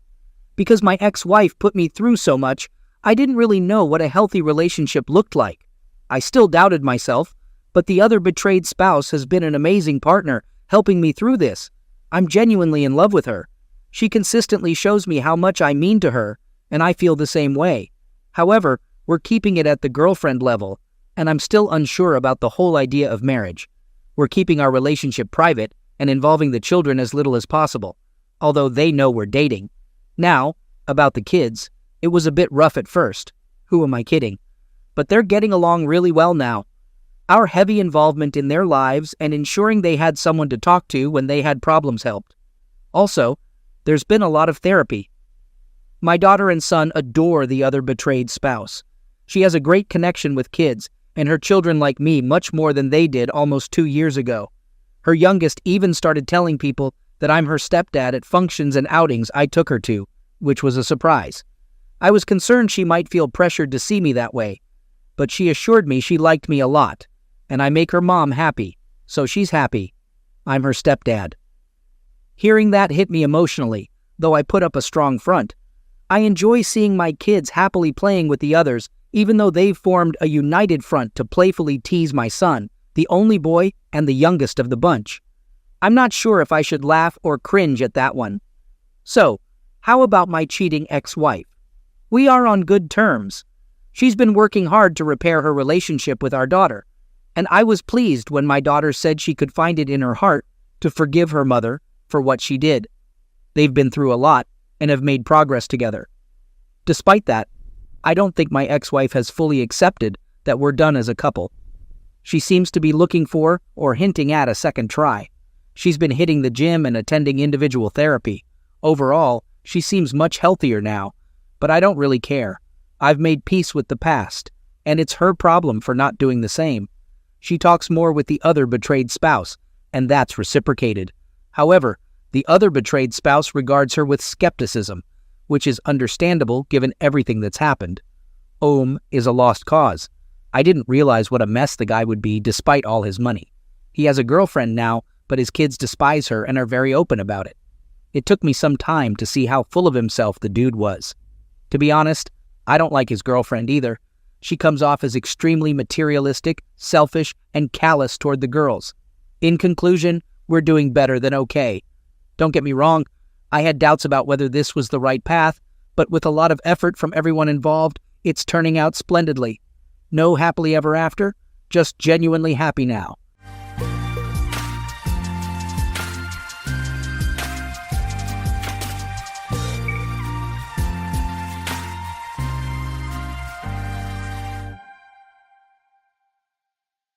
Hey there, and welcome back to Cheating Tales Lab. We're so glad to have you here today. We hope you enjoy this story we've prepared for you. So sit back, relax, and let's get into it. Marcus Steele's knuckles whitened on the steering wheel as he navigated through the rush hour traffic. The past week had been a grueling marathon of stress tests, computer simulations, and endless revisions. But it was worth it. His revolutionary, earthquake-resistant building design was going to change the face of structural engineering. As he turned onto his street, a smirk played at the corner of his mouth. He was home early, ready to surprise Veronica. Maybe she'd actually be impressed this time. Instead of making some snide comment about how he was married to his work, the house loomed before him, silent and still. No lights on. Strange. Veronica's yoga class should have ended an hour ago. Marcus entered, the silence hitting him like a physical force. "Veronica," he called out. No answer. He moved through the house, noticing little details that set his teeth on edge. 2 wine glasses on the coffee table. A hastily abandoned meal on the dining room table. The air thick with the scent of Veronica's favorite perfume, and something else. Something masculine. In the kitchen, Veronica's laptop sat open on the counter. Marcus paused, his hand hovering over the keyboard. He'd never invaded her privacy before. He'd been a Boy Scout, after all. Trustworthy, loyal, all that bullshit. But something wasn't right. The hairs on the back of his neck stood up, just like they did when a client was lying through their teeth. He tapped the spacebar, waking the screen. His eyes narrowed as he noticed a hidden folder on the desktop. It was labeled innocuously, "Fitness Progress." Marcus clicked it open, his stomach turning to lead as the contents loaded. Photos. Dozens of them. Intimate photos of their neighbor, Chad Blackwell. That smug bastard with his perfect abs and vapid smile. "What the hell?" Marcus muttered, scrolling through the damning evidence. Then he saw it. A document buried among the photos. Its innocuous title belied its chilling contents, MS Accident Plan. He opened it, his hands shaking with rage as he read. It wasn't just an affair. It was a goddamn conspiracy. His wife and that meathead were planning his accidental death. The document detailed various scenarios. A car accident on the winding road near their home, a tragic fall during a hike, even a potential poisoning disguised as food poisoning. The level of detail was sickening. They'd even researched life insurance policies and ways to make the deaths look accidental to maximize the payout. Marcus leaned back, his mind racing. He'd dedicated 5 years of his life to this marriage. 5 years of hard work, compromise, and what he thought was love. And this was how she repaid him? He heard the front door open, Veronica's laughter floating through the house. Quickly, he closed the laptop and moved to the living room, schooling his features into a mask of exhaustion. "Oh." Veronica startled as she saw him. "You're home early." Marcus nodded, watching her closely.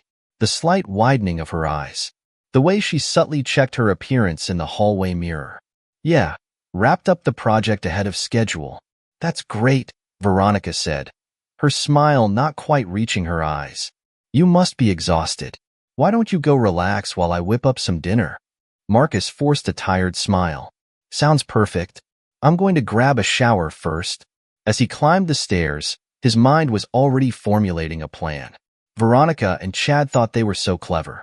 Well, they were about to learn just how badly they'd underestimated Marcus' steel. In the shower, Marcus let the hot water cascade over him, washing away the shock and leaving only cold, calculated anger. He replayed every moment of his marriage, searching for signs he might have missed. How long had this been going on? How many times had she lied to his face? When he came back downstairs, Veronica was in the kitchen, chopping vegetables with practiced ease. She looked up as he entered, her smile a perfect mask of affection. "Feeling better, honey?" she asked, her voice syrupy sweet. Marcus nodded, settling into a chair at the kitchen island. "Much. The hot water did wonders for my neck. You know how I get when I'm hunched over blueprints all day." Veronica sked sympathetically. "Poor baby. Maybe you should book a massage. I could recommend someone." "Let me guess," Marcus interrupted, his tone carefully neutral. "Chad knows a guy." Veronica's knife paused mid-chop. "Well, yes, actually. How did you know?" Marcus shrugged, watching her face carefully. "Just a guess. Chad seems to know everyone in the fitness world." "He does have a lot of connections," Veronica agreed, resuming her chopping. "It's good for his business." "I'm sure it is," Marcus murmured, his mind racing. How many of those connections were actually lovers? How many other husbands had Chad cuckolded? As they ate dinner, Marcus played his part perfectly. He complained about work stress, praised Veronica's cooking, and even managed to laugh at her jokes. All the while, he was cataloging every micro-expression, every slight hesitation in her responses. "So," he said casually as they cleared the table, "any plans for the weekend?" Veronica shrugged, not meeting his eyes. "Oh, you know, The usual. Yoga, maybe some shopping. Nothing exciting. Marcus nodded, filing away the lie. Sounds nice. I might have to go into the office for a bit. This new project is really demanding. Of course it is, Veronica muttered, a hint of bitterness in her tone. Marcus pretended not to hear, but inwardly his anger flared. How dare she act put upon when she was the one betraying their vows? As they settled in for a night of mindless TV, Marcus's mind was working overtime. He had a lot to do, and not much time to do it. But one thing was certain. Veronica and Chad were going to regret the day they decided to cross Marcus Steele. The next day dawned bright and clear, a mockery of the storm brewing in Marcus's heart. He maintained a facade of normalcy, kissing Veronica goodbye as she left for work. Then he settled in to observe Chad, the 40-year-old personal trainer who lived next door. It didn't take long for Chad's true colors to show. As Marcus pretended to work on his laptop on the front porch, he watched Chad berate a young delivery person who'd brought him a package. "Are you freaking stupid?" Chad's voice carried across the lawn. "I said leave it by the garage, not the front door. What if it had rained?" The delivery person, a teenager by the looks of it, mumbled an apology and quickly moved the package. Chad watched with a sneer, his muscled arms crossed over his chest. "Yeah, that's right. Run along, you useless waste of space," Chad muttered, just loud enough for Marcus to hear. Marcus's grip tightened on his coffee mug. What the hell did Veronica see in this asshole? As the day progressed, Marcus found more reasons to despise Chad. He watched as the trainer yelled at a group of children playing too close to his precious sports car, threatening to call their parents if they so much as breathed on it. Later that afternoon, the neighborhood gathered for an impromptu barbecue. Marcus stood by the grill, expertly flipping burgers while keeping an eye on Chad and Veronica. Chad swaggered over, a beer in hand. "Hey there, desk jockey. Surprised to see you out in the daylight. Thought you'd burst into flames or something." Marcus forced a chuckle. "Just because I don't spend all day flexing in a mirror doesn't mean I'm a vampire, Chad." Chad's eyes narrowed slightly. "Right. Well, better be careful with all those burgers. Don't want to ruin that dad bod you've been working on." Before Marcus could retort, Veronica appeared at Chad's side. Now, boys. Play nice." She laughed, the sound grating on Marcus's nerves. "Just some friendly neighborhood ribbing," Chad said, his arms snaking around Veronica's waist. Marcus watched as his wife leaned into the touch, her eyes sparkling with admiration. As the evening wore on, Marcus found himself eavesdropping on Chad's conversations. The man was insufferable, boasting about how he manipulated clients into buying expensive supplements and booking extra sessions. "It's all about making them feel insecure," Chad was saying to another neighbor. "Once they think they're not good enough, they'll do anything to improve." "That's where I come in. Isn't that a bit unethical?" the neighbor asked hesitantly. Chad laughed, a harsh, grating sound. "Ethics don't pay the bills, my friend. Besides, I'm doing them a favor. They want to look good. I help them look good. Everyone wins." Marcus watched as Veronica laughed too loudly at Chad's crude jokes, her hand resting on his arm far longer than necessary. It made him sick. "Hey, Marcus," Chad called out. "Why don't you tell everyone about that fancy building you're working on? I'm sure we'd all love to hear about. What was it again? Earthquake-proof houses?" Marcus gritted his teeth. "It's a revolutionary earthquake-resistant design for high-rise buildings. Actually, it could save thousands of lives in seismically active areas." Chad yawned theatrically. "Sounds thrilling. Almost as exciting as watching paint dry." The group laughed, and Marcus saw Veronica roll her eyes. "Oh, Chad," she giggled, playfully swatting his arm. "Don't be mean. Marcus works very hard."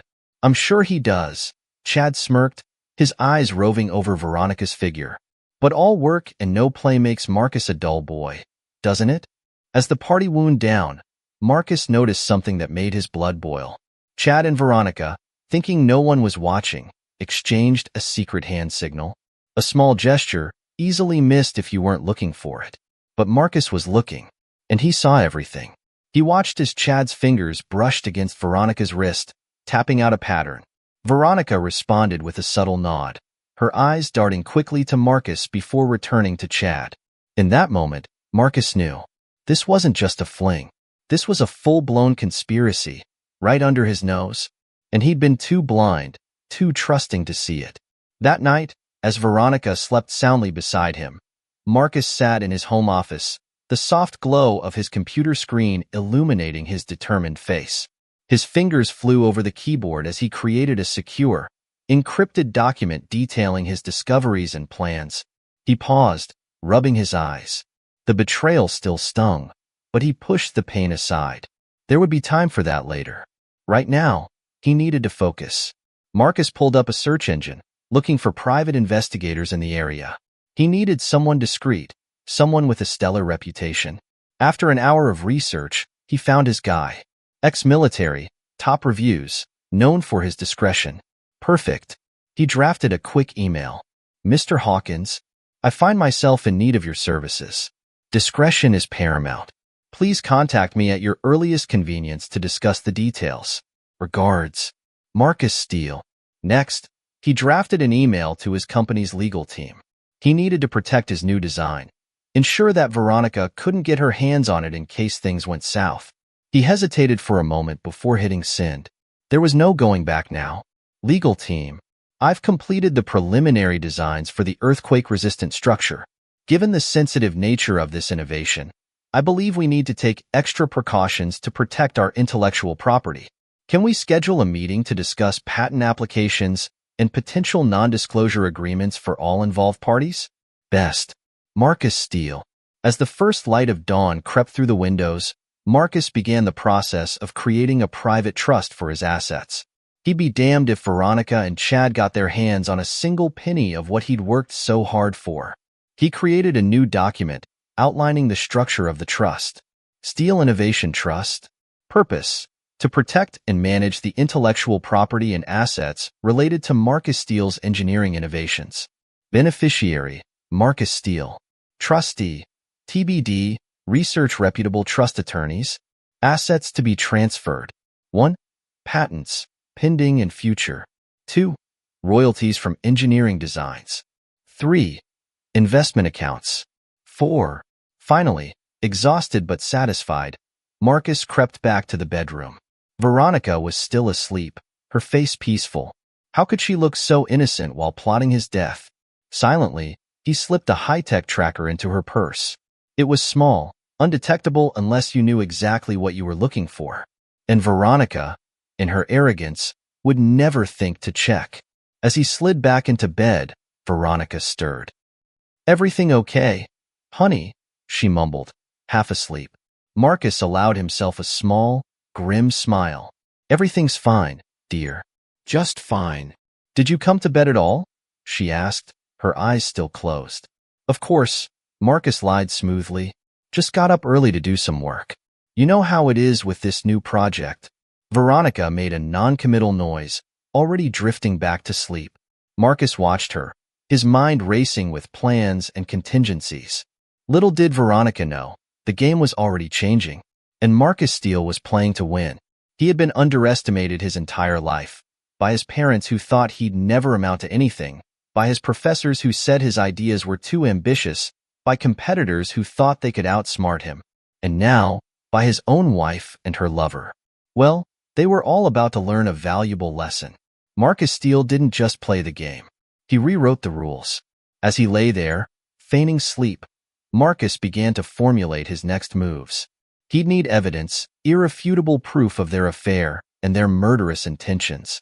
He'd need to secure his finances, his work, his future. And most importantly, he'd need to make sure that when he struck, it would be swift, decisive, and utterly devastating. Veronica and Chad thought they were so clever, so superior. They were about to discover just how wrong they were. Marcus allowed himself a small, grim smile. The hunt was on, and he was the predator now.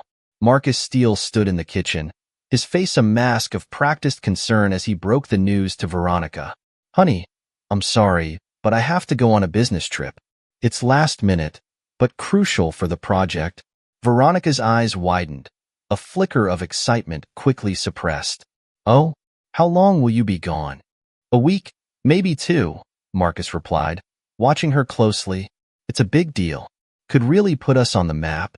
Veronica nodded, her lips curving into a sympathetic smile that didn't quite reach her eyes. Of course, darling.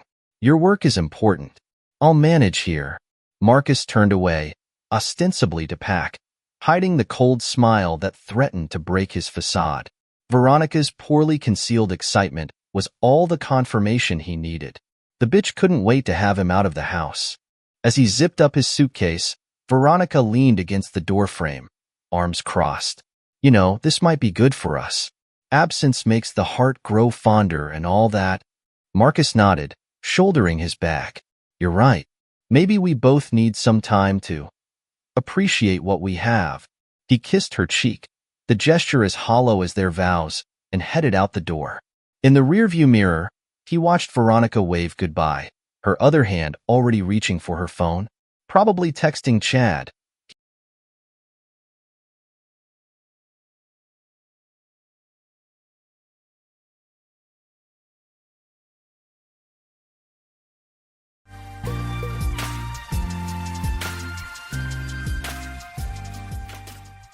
We got married, and just 4 days later, we began a new part of our lives on the east coast of the USA. I worked as an engineer, and she got a job as a chemist. Looking back, the first 4 years of our marriage were pretty happy, if not perfect. Since we didn't have family or friends nearby, we spent most of our time together, creating some unforgettable memories. Trouble started when we decided to buy a townhouse, and I suggested starting a family, thinking it was the next step in our relationship. However, when I brought it up, things took a bad turn. We argued a lot, and my ex admitted she didn't have a problem with having kids, but she didn't want them with me. That hurt.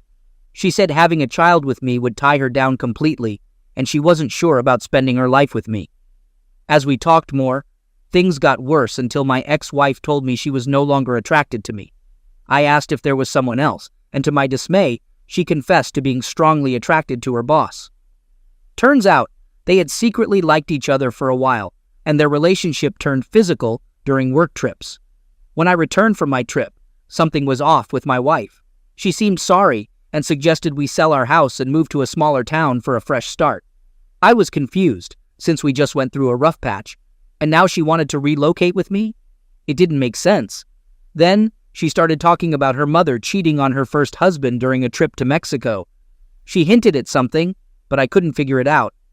I should have been alarmed when she admitted being attracted to her boss, especially since they traveled together for work. It was almost a confession of cheating on their recent trip, but I was young and naive, and the situation didn't register. Soon, things went out of control. She worked late, went away on weekends to the mountains, where I later found out her boss had a cabin, and even took a alone 1-week vacation to clear her mind. This was before cell phones, so I couldn't reach her. I remember losing my mind not hearing from my wife for a week, with no idea where she was. My thoughts raced, considering every scenario except the obvious one.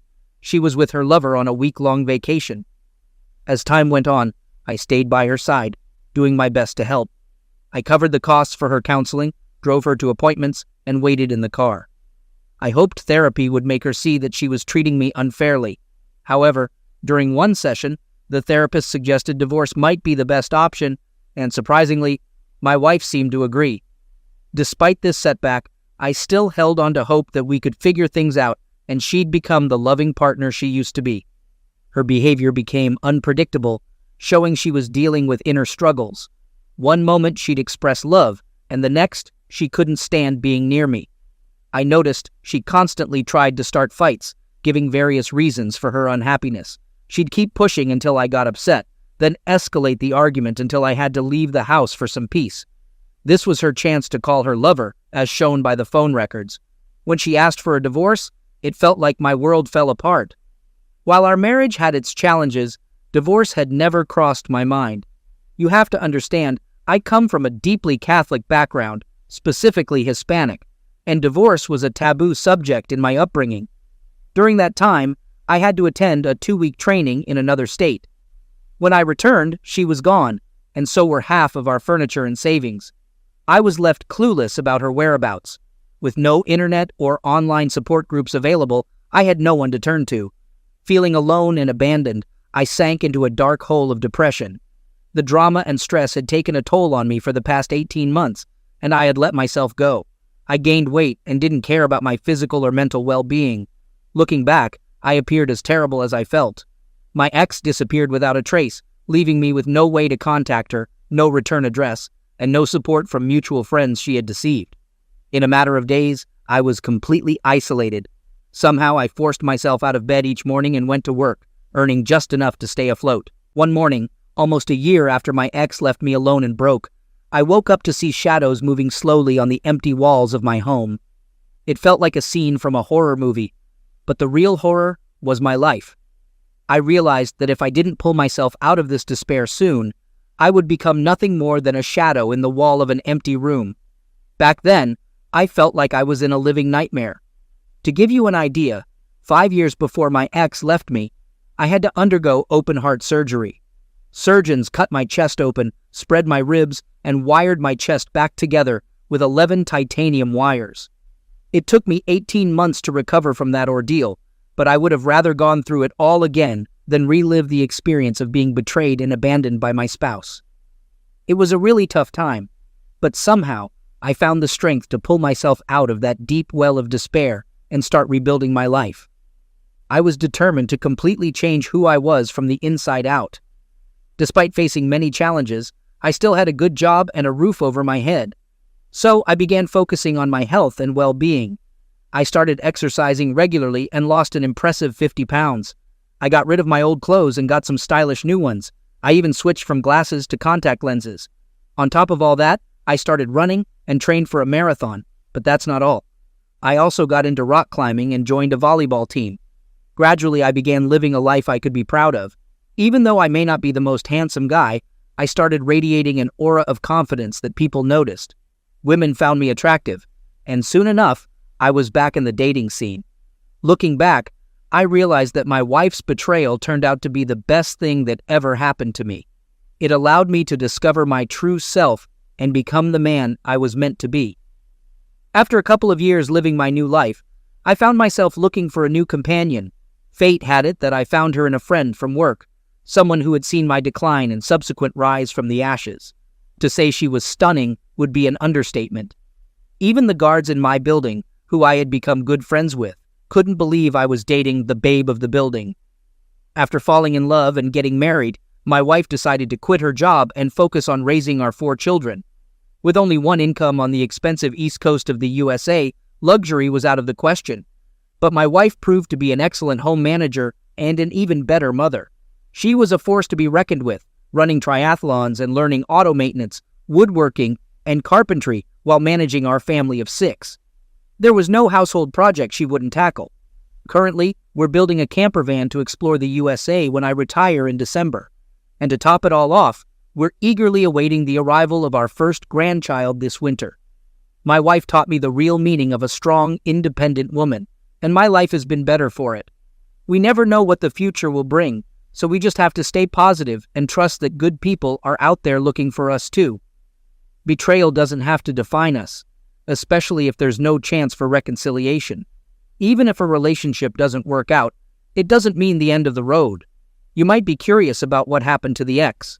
Well, a few years after she left, I heard through the grapevine that her boss divorced his wife, and soon after, they became a couple and eventually got married. Funny how things work out, isn't it? Fast forward to around 15 years ago, out of nowhere, she managed to track down my number and give me a call. She wanted to let me know that a mutual friend had passed away.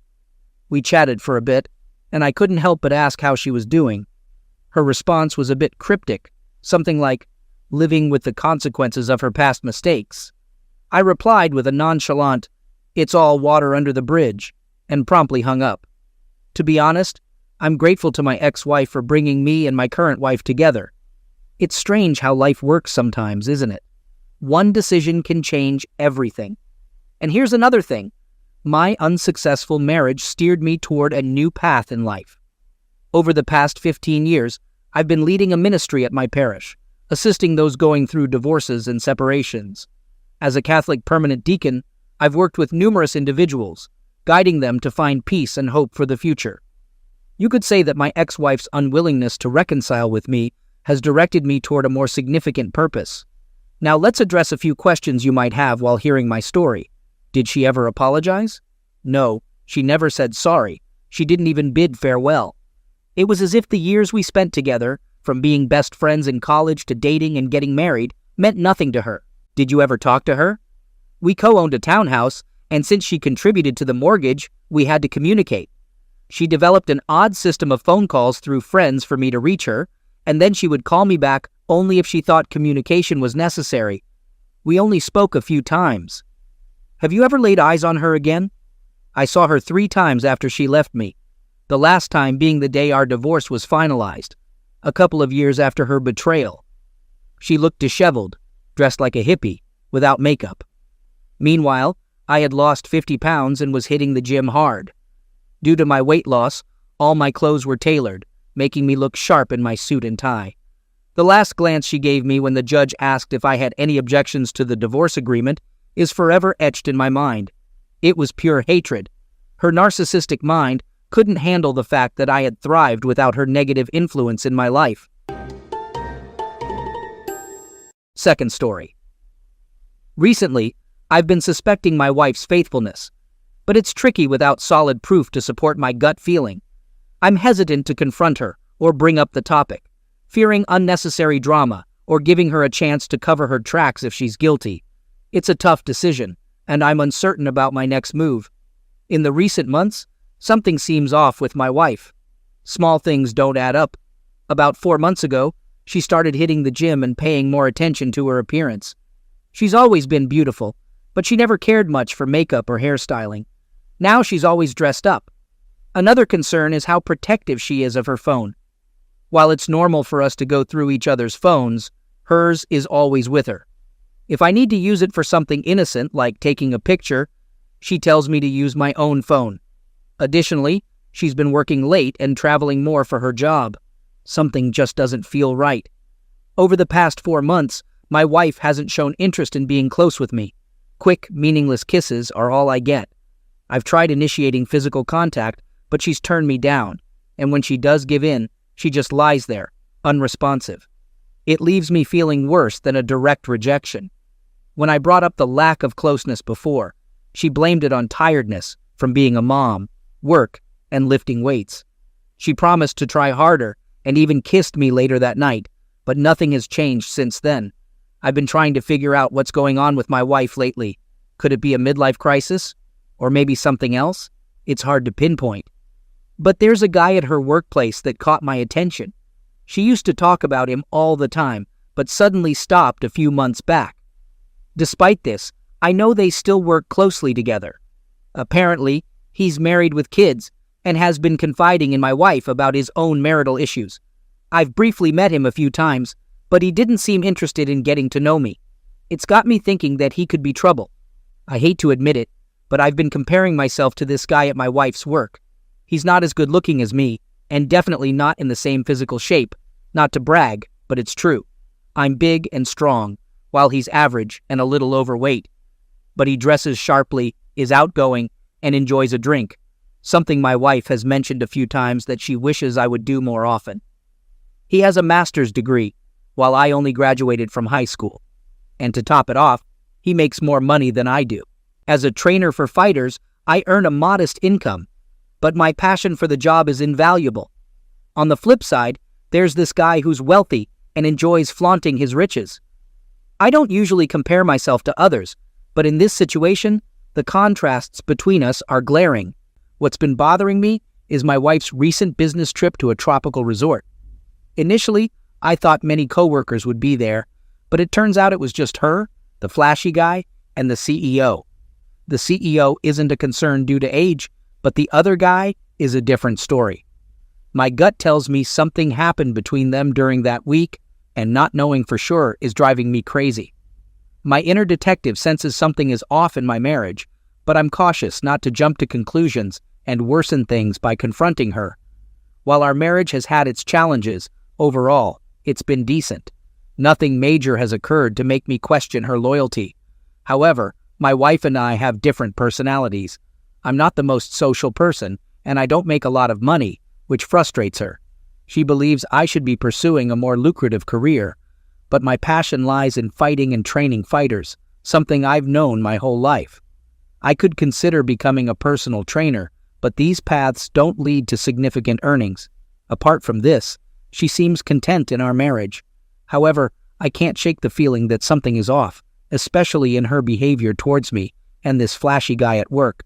A friend suggested I play the spy and gather evidence to confirm my suspicions, but I'm uncomfortable violating my wife's privacy. If she is cheating, forgiveness might be challenging, but I hope my hunch is wrong. Lately, thoughts of infidelity have been creeping into my mind, and I can't shake them. The scariest part is, we have 2 kids, and the idea of losing them terrifies me. I'm heavily invested in their lives, and the thought of only seeing them half the time breaks my heart. Any suggestions on how to approach this situation would be appreciated. Update. I got the login details for our cell phone account. My wife uses her phone a lot for work, and initially, everything seemed normal when I checked it. However, as I sorted through the numbers and times, I noticed a large number of texts sent to a single number, often late at night, a few hours after we went to bed. I'm determined to find out who owns this number and plan to somehow access my wife's phone to see whose name is saved under it. When I discovered this, my emotions got the best of me, and I started feeling angry. I tried convincing myself it was a mistake or some friend of hers. But last night, when I tried to get close to her, she turned me down again. She apologized, citing tiredness and a headache. I expressed my feeling that we weren't connecting well, and she apologized, promising to do better. However, she had made similar promises before without following through. Not wanting to push further, I just said goodnight and went to bed. This morning, she casually mentioned thinking about a trip to Vegas with some college girlfriends. Despite not being into gambling, it struck me as odd. I asked about her companions, and she named a few girls I had never met. It might all be a coincidence, but I can't shake this feeling that something is off. Update. Recapping, I've had serious suspicions about my wife having an affair. So, I decided to snoop around and found something interesting. Detailed cell phone records revealed countless late-night texts to one specific number, hundreds of them. Taking a chance, I called the number from a payphone, and it turned out to be one of her co-workers, the same one I suspected. I had a sneaky feeling this guy might be trouble. But wait, it gets worse. I got her phone while she was in the shower, and guess what? The entire text conversation with this guy had been deleted. To make matters more incriminating, the number I called earlier was saved in her phone under a female name. Yes, she was trying to be sneaky about it. Now, my mind is filled with worries about all those out-of-town trips she took with this guy. Something is definitely not right here, and I'm starting to fear the worst. After discovering evidence of my wife's potential infidelity, I had to leave the house to clear my head. Despite my best efforts, I'm not sure what to do next. If I confront her now, she may come up with some excuse or lie. Should I wait and gather more evidence before approaching her, or should I come clean immediately? I am seething with anger, and the thought of the other guy makes me want to lash out. But I know that won't solve anything. I fear that if I do confront her, she may only admit to minor flirtations, leaving me without enough proof of the bigger picture. I could really use some advice on how to proceed. I laid in wait like a lion stalking its prey with a sneaky plan, pretending to be asleep, biding my time. After everyone was in bed and the house was silent, I kept one eye open, waiting for her to make a move. And sure enough, the clock struck 12, and my wife got out of bed and slinked into another room, quietly closing the door behind her. I waited a few minutes before getting up and slowly walking towards her. I caught her red-handed mid-text and stood over her before she could react. Her eyes widened in shock as she tried to hide her phone, but it was too late. I demanded to know who she was texting at this ungodly hour. She stammered and stuttered, trying to come up with a plausible excuse, but I wasn't buying it. She said it was just a girlfriend, but I knew there was more to it than that. I had her cornered, and she knew it. I couldn't believe what I had just done. My plan was risky, but it worked. I started kissing her and asked if she wanted to fool around, just as I expected. She said she couldn't. I laughed and playfully teased her, saying that she must be more into the girlfriend that she was texting than me. Then, I started to tickle her, and we playfully wrestled. I managed to get the phone from her, and I could see the panic in her eyes. She tried to get it back, but I held it in the air, like I was playing keep away. I laughed and acted like I was having fun the entire time, telling her that I was going to call this girlfriend and ask if she was into my wife. As my wife pleaded with me not to call her friend, a sense of satisfaction overcame me. I walked away, pretending to end the conversation, while secretly checking the text messages on her phone. One message caught my eye, saying, "Can't wait to see you tomorrow." My heart raced as I hit the call button, waiting for a response. A man's voice came through the speaker, and I hung up, unsure of what to say. Turning to my wife, I began reading the messages aloud. I could see fear in her eyes as I asked if the recipient was a guy or her friend. She stayed silent. Continuing, I demanded an explanation for the late-night text to this guy. She stuttered, claiming she didn't know. I pressed on, asking if there was anything she needed to tell me. She couldn't speak, and that's when I dropped the bomb. Calmly, I said, "I know everything. I know when you wake up to text him, and I know who he is." Tears streamed down her face as she apologized, but I remained composed. I issued a stern warning about the crucial moments ahead, urging her to come clean. My wife finally confessed to flirting with her coworker, dealing with marital troubles, and it escalated beyond casual chit-chat. She insisted they never did anything physical, but I wondered if she was telling the whole truth. I gave her an ultimatum to confess everything or leave. She cried and apologized, admitting to flirting with her coworker, who also faced marital issues, but I doubted she was telling me the whole truth.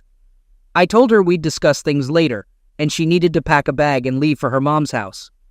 As she left, she asked if I would leave her. I didn't give her a direct answer and said we would talk later. However, she kept blowing up my phone, so I turned it off to get some space. Deciding to seek a marriage counselor, I pretended to want reconciliation to avoid suspicion. Last night's confrontation wasn't impulsive. I had a plan. While playfully wrestling and tickling her, I recorded the entire thing on my phone, just in case she falsely accused me of something later.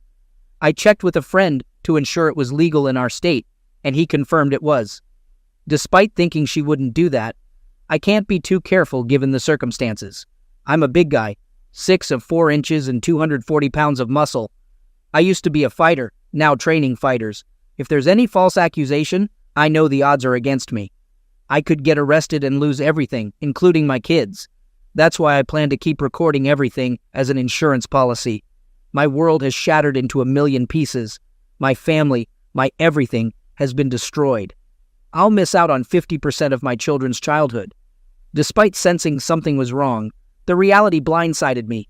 The worst part? This is just the beginning of the pain. I want to confront the other guy, but I know I need to hold back.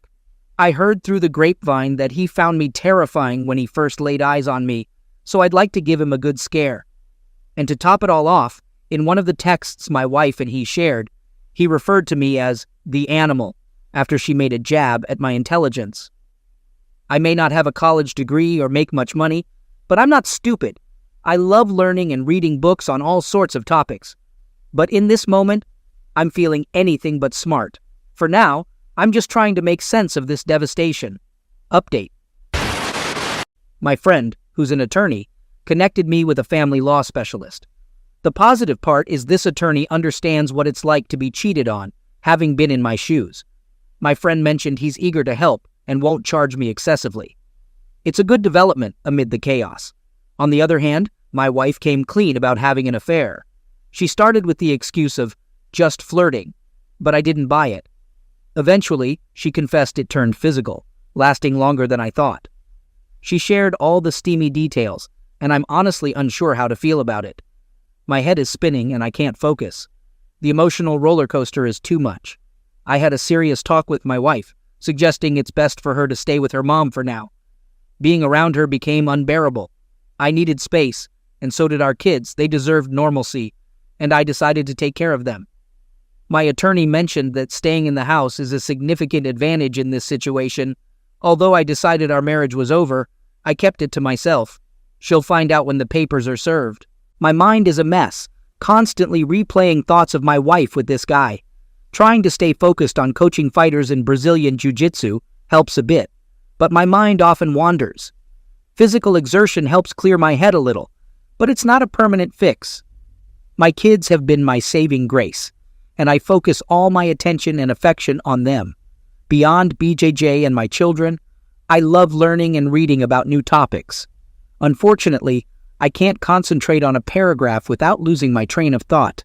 The texts calling me a stupid animal make me wonder what else was said. It feels like I'm trapped in a nightmare, and the happy-go-lucky me feels like a distant memory. As news of my situation spread, many people offered support, which is comforting.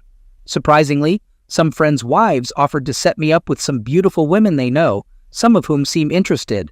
But as tempting as it may be, I have no intention of dating until this is all behind me, and even then, it might take a while. Right now, my focus is solely on my kids, ensuring they have stability during this tough time. My heart is shattered, and my kids bear the brunt of the fallout. Being a single dad wasn't something I ever envisioned, but here I am. Meanwhile, my wife seems to be spiraling into a dark abyss. The guy she cheated on me with apparently bailed on her, and she's been drowning her sorrows in drinks, going out with men she meets online. She's been reaching out to me, sobbing and begging me to take her back, saying she wants her old life back. It's tempting, but I know I can't let her back into my life. It seems she's turned her anger towards me once she learned how much she'll have to pay in monthly support. At least that means I can get some peace from her constant calls. My kids don't get it.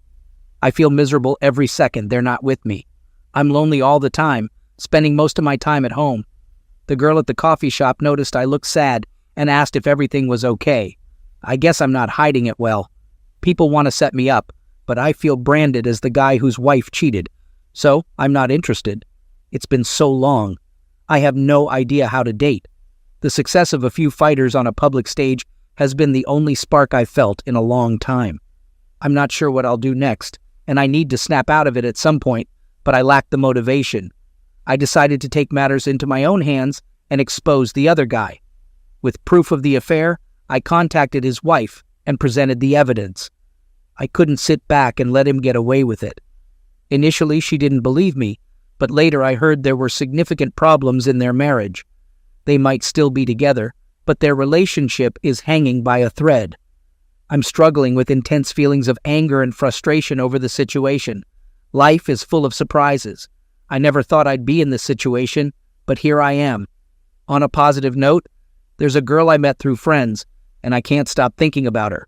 She's gorgeous, but she's also about 14 years younger than me.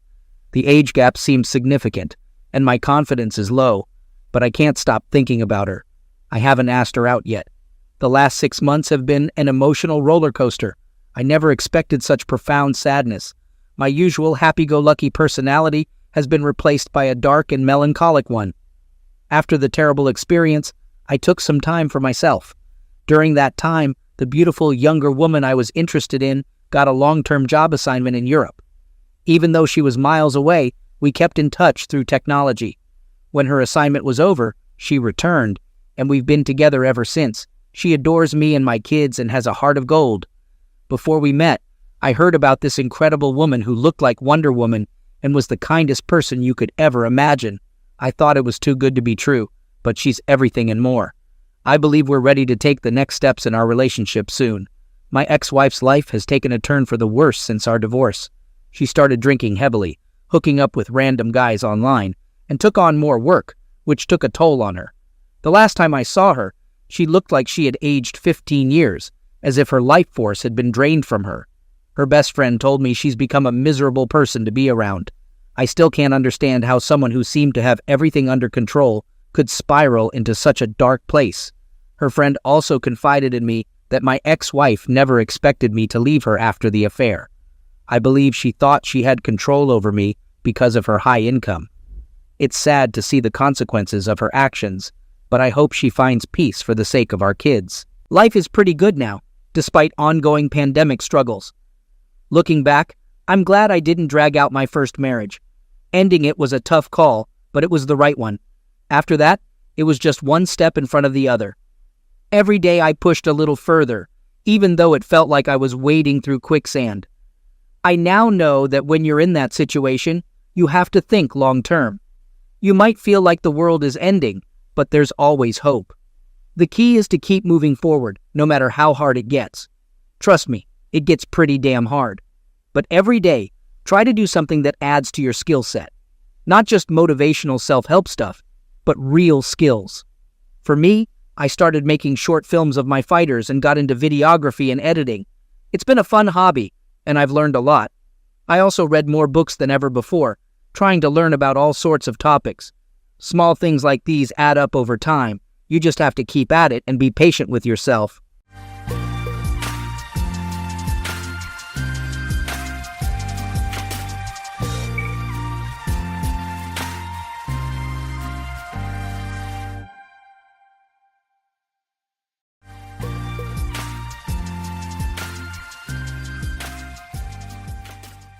Undoubtedly, my hobby bench was the thing I'd miss the most. It served as my sanctuary, a place for soul healing. There was nothing wrong with my soul, it's just an interesting way to convey a degree of unhappiness. Somewhere along the line, things fell apart, and there's no specific time I can pinpoint because it happened gradually. I'm quite handy around the house, capable of fixing almost anything. I dislike calling a repairman for a simple task, and paying him almost a whole day's wages for a few hours of subpar work. Anyway, what I can't fix is my marriage. To explain, it's like a fine piece of china. You can glue a broken plate back together, but it's never like the original. Once a marriage is broken, it can be repaired, but never restored to its original condition. I didn't want a patched-up broken plate. After 18 years of marriage, my wife Tracy decided to explore relationships with other men, at least one that I know of. By the time I found out, it was too late to prevent the breakage. Slow in recognizing relationship issues, I assumed everything was fine. We married right after high school, had a daughter named Carly immediately, and complications meant we couldn't have more, but we were content. My job as an auto body man paid well, but there was no real future to it. I could open my shop, but I never desired business ownership. Things were fine as long as the money was adequate. Tracy spent the evening taking night classes at the local community college, a bit more ambitious than I. Actually, a lot more ambitious. When Carly started school, Tracy began working, improving our family life with the extra money. With 2 incomes, we scraped up enough to buy a small house in a nice neighborhood. There was never a desire for a bigger or better place. For years, Tracy didn't waste money on frivolous things, dressing and grooming well while watching expenses. My wardrobe expenses were usually limited to jeans and flannel shirts. She cleaned up well, but I always looked a bit unkempt with my bushy eyebrows and long hair in a ponytail. Not a wannabe hippie or biker, I just liked my hair that way. No one teased me. I had enough body build to intimidate them if necessary. The downside to my grooming habits was Tracy's occasional embarrassment when we went out. She never said anything, but I always felt it. As Carly grew, Tracy spent more time at work, becoming an expert in insurance claims. She enjoyed her work, bringing home more money than me without comment. By Carly's high school years, Tracy evolved into a sophisticated businesswoman, spending more on clothing as her status grew. Frequent trips to the beauty salon and nights at the gym transformed her into an attractive woman, while I remained a grungy, hairy embarrassment. The next step in our marriage's progression was inevitable. Over the years, my relationship with Carly grew stronger.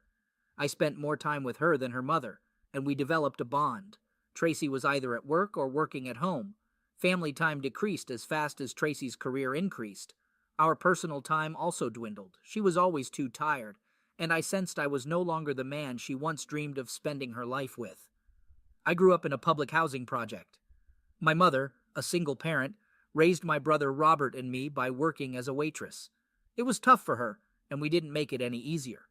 Constantly in trouble, as that was the nature of life in the projects, many of my character traits carried into my marriage. I was rash and quick-tempered, which landed me in juvenile hall a few too many times. Tracy was aware of the problem, but since we were married, I had kept it under control and actually became a little placid. As Tracy and I drifted apart, I sought solace in my basement hobby shop, a dank little hole. Distressed about my failing marriage, I didn't know what to do. Despite trying the usual things like flowers and gifts, weekly expensive dinners, and good wine, nothing worked. In despair, I retreated into my little haven at every opportunity. Carly remained the bright spot in my life, but I felt I was letting her down. I viewed myself as a defective father and husband. Were these feelings self-induced, or did Tracy impose them on me? She loved me, She would never do that. To divert my mind from my shortcomings, I spent hours creating electronic doodads, simple gadgets available anywhere. My first project, a fake video surveillance camera, was fun to make, although it served no real purpose. As I gained experience, my projects became more elaborate, yet I never advanced beyond being a mere tinkerer. During weekends, Carly and I frequented yard sales and flea markets. She acquired retro clothes, while I collected old electronic and remote control toys. Tracy stayed at home. 2 months ago, I sensed Tracy was cheating. It didn't take me long to verify it. She was visiting Todd Wick, a co-worker, at his apartment every Tuesday and Thursday for 2-hour lunches. Tracy hadn't made much effort to conceal the relationship. I didn't know if she felt complacent or just didn't give a damn. The plate was broken, irreparable. At this point, I decided that something had to be done. I spent the whole day preparing for my departure. Carly was starting college in 3 weeks, and everything was paid up for the first 2 semesters. Although I'd miss her, I felt it was time to cut the apron strings. I took half of the savings account, unconcerned about other financial matters. I just needed enough to get away and get started over. Filing for divorce appeared overly intricate and futile in my view. Instead, I had my attorney create a power of attorney for Tracy to sell the house. Papers were also prepared to sue Todd Wickham and Continental Memorial Insurance, although my expectations were low due to their shared workplace. Despite this, the lawyer was willing to attempt anything for a potential percentage. I instructed him to proceed. The majority of the evening was spent working on my modified alarm keychain, which was no longer just a keychain but now boasted a surprisingly loud alarm for its size. To achieve this, I upgraded the battery to 9 volts for increased volume and duration. I configured it for remote activation and ensured it couldn't be turned off. The device, encased in a 3-inch PVC plastic with 20 drilled holes, had a small antenna wire protruding. After completion, I affixed 2 PVC caps on each end and painted it flat black with barbecue paint, though the reason for the paint choice was unclear. If everything went as planned, the only way to stop it would be to drop it into water. Attempts to make it watertight muted the sound, so I left it as is. Tracy had been in bed for a while, making it easy for me to slip the gadget into her purse, lining through a small hole in one of the side pockets. I estimated it would take at least 5 minutes for someone to locate and extract it from the bottom of the purse, which was sufficient for my purpose of provoking irritation before my departure. After carefully checking my work, I spent the next few hours loading desired items into my truck, picking up my body shop tools, and final check that afternoon. Clothing retrieval could wait until morning. With everything ready after Tracy left for work, I spent the night on the sofa. My wife, dressed for work, inquired about my morning plans. I explained that I got tied up with a project the previous night and was catching a few hours of sleep. She asked if I would eat anything, and I replied that I would just have coffee and an English muffin. Before leaving, she reminded me to rinse my dishes.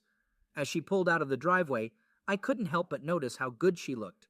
Was I going to miss her? At least for a while. I grabbed some trash bags and headed for the bedroom, intending to collect the clothing I needed or wanted. Suddenly, my daughter Carly confronted me, questioning my actions. I responded, asking why she wasn't at school, and she revealed that she already met all her curriculum requirements.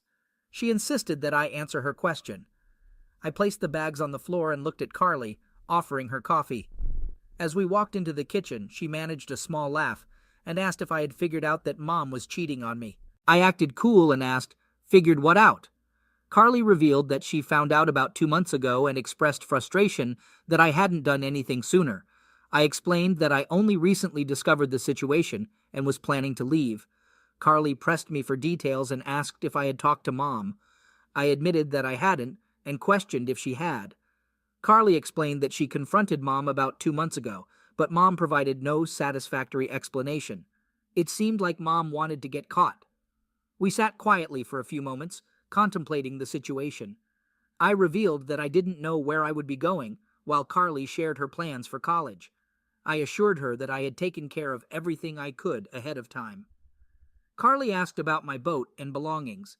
I mentioned my friend Felix from the project and how he would help me with a few things, including taking care of my boat. As I put the cups in the sink, I realized I never made that English muffin. Carly asked about the boat again, and when she realized I was giving it to Felix, she smiled. In that moment, I couldn't help but feel a deep appreciation for my daughter.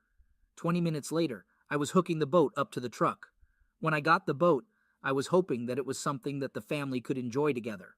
Unfortunately, it was not Tracy's cup of tea. She hated the boat and the water. Carly and I went by ourselves a few times, but it wasn't the same after that. The boat just sat by the garage. I would not miss it. I had a few firearms and a deer rifle that my dad gave me before he moved to Florida. Felix would get more use out of them than I would, even though he didn't hunt. I piled all of my snap-on and power tools into the back of the boat. Mr. Handyman had retired. Felix was barely awake when I got to his place. He had 2 mixed-breed girls living with him, but it became quickly evident that they were not morning people. Felix got us a couple of early morning beers, and the girls went back to bed. When I was 15, Felix and I broke into a golf course maintenance shed. The sprinkler system for all 18 holes was old and had been done in copper. The maintenance shed had been full of copper fittings necessary to maintain the system.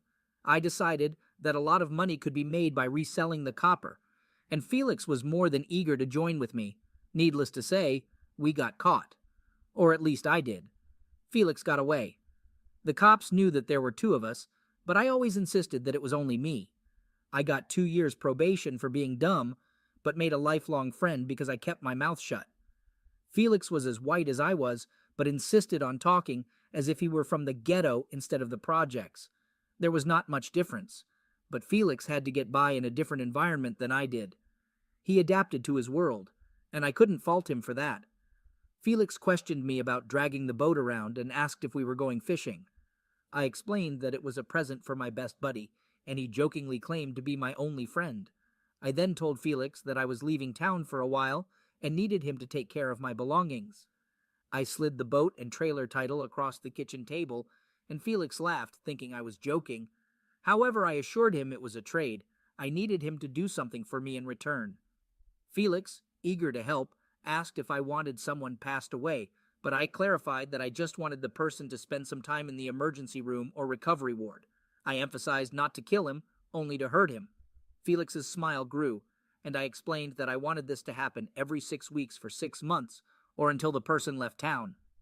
Curious about the reason, Felix asked if the person took Tracy from me. He immediately regretted his words, apologized, and fetched 2 more beers from the fridge. I handed Felix a 3x5 card with the name, address, and license number of Todd Wickham, and I asked him to wait a couple of weeks before taking any action. He looked at the card and nodded toward the door. The power tools and weapons were gravy that he had not expected. He took them inside the house while I unhooked the boat. We talked for a few more minutes and then parted ways. I could trust Felix. A year ago I would have said that there were 2 people that I trusted. Now there was just Felix. It was Tuesday. Tracy and Todd walked out of the company building and got into his Lexus at 11 right on the dot. Since I knew where they were going, I had no trouble following them. Todd's apartment. There was nothing lovey-dovey going on as they were just acting like a married couple. I gave them 15 minutes to get settled in and then hit the button on the remote control. Nothing occurred. The darn thing didn't function. What the heck did I do wrong? I exited the truck and approached the apartment building, pressing the button once more. Still, no response. While contemplating my next move, I opted to deflate Todd's tires in desperation. I might as well be productive. I only targeted the 2 tires on the side away from the building. In a last-ditch effort, I walked right up to the side of the building and tried again. It finally worked. I was outside of the apartment building, and the noise was loud and clear. The sound inside had to be extremely loud. It blared for about a second, paused for 2 seconds, and then repeated. Everyone in the apartment complex was now being entertained by my little gadget. I grinned as I walked back to the truck. Halfway down the block, I could still hear the beeping. Things were progressing better than anticipated. My lawyer was having the lawsuit papers delivered to Todd and the company at 2 o'clock. I would be gone by then. Carly was waiting for me when I got home.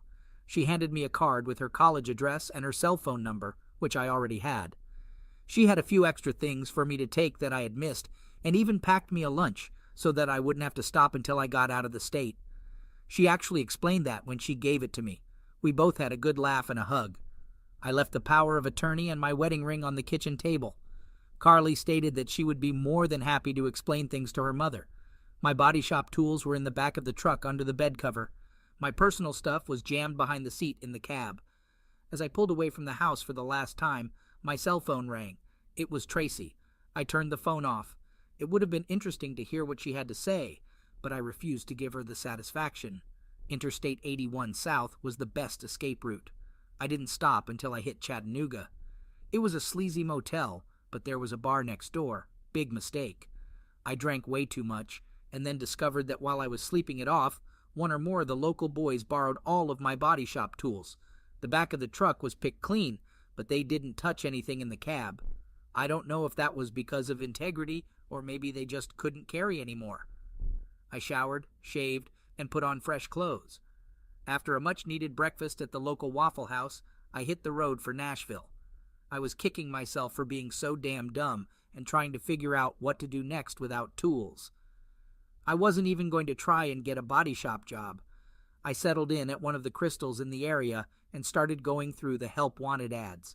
Most of the jobs were commission sales or minimum wage jobs. The ones that fell into normal categories I wasn't qualified for until I hit a small 3-line ad. Wanted auto damage appraiser, must have body shop experience. Conrad Insurance Company. I turned my cell phone on, called the listed number, and I got a name, address, and appointment in 1 hour. I deleted the 5 calls that came from Tracy. I punched the address into the GPS and headed right over. I always like to be early. I had never gone on a job interview before and realized that I was not dressed for one. It was too late now. What they see is what they get. There were 3 other guys there when I arrived. They were all well-dressed and looking good. Each of them had a folder in his hand, which I assumed was a resume. Each one entered the manager's office, stayed 5 minutes, and left. They didn't look happy. I was feeling pretty good because I didn't think that I could do worse than they did. The guy behind the desk was dressed well, but the clothes didn't fit the man. He was hard, with cracked skin and faded tats sticking out around different parts of his clothes. His hands were the things that I noticed most. They were calloused and gnarly, just like mine. This guy wasn't an executive. He was a metal beater wearing people clothes. He noticed me smiling and sort of smiled back. It didn't take him long to read over the interview form that I had filled out in the lobby. I believe I left half of the spaces empty. It wasn't a smart-ass move. I simply lacked the information to fill them. Hemingway, Daniel Hemingway. I clarified to him that no, I am not related to the famous author. He seemed relieved and expressed that he wouldn't want intellectuals hanging around the office. Grady Burgess, the man I was talking to, introduced himself and inquired about my presence. I made it clear that I wouldn't try to con him, having witnessed others being excused for attempting to give him any nonsense. I explained that I got drunk the night before in Chattanooga, and all my shop gear was stolen from my truck while I slept it off. I mentioned it's hard to get a shop job without the necessary gear, so this seemed like a good alternative. Grady seemed to understand, but he sensed there might be more to the story. I admitted that my judgment was clouded due to finding out about my wife cheating on me after 18 years of marriage. Grady asked about my wife's current location, and I replied that she was in Pennsylvania. He called Marcy, a woman in her mid-40s, to bring us 2 coffees. She set down 2 plain white ceramic cups without cream or sugar. Grady, with a loud voice, instructed her to cancel the rest of the appointments, indicating that they found what they were looking for. Marcy gave Grady a scowl and then gave me a little wink. I was looking a little sheepish when I noticed that Grady was smiling at my embarrassment. We chatted for about 2 hours, and then he carefully explained to me what the job entailed as well as the pay and benefits. The only downside to the whole deal were the image requirements. 80% of my job was going to involve contact with customers. Image was paramount. That meant a haircut and a complete change in grooming habits. I was expected to get a new wardrobe and a shoe shine kit. He emphasized that Marcy would personally help me with everything that needed to be done. I was expected to be in Atlanta by Monday morning for a full week of training. Conrad Insurance was an independent company, but worked as a subcontractor for several larger national auto insurers. Everything had to be done to specific standards. The company paid all the expenses related to the training, but the clothes and grooming were coming out of my pocket.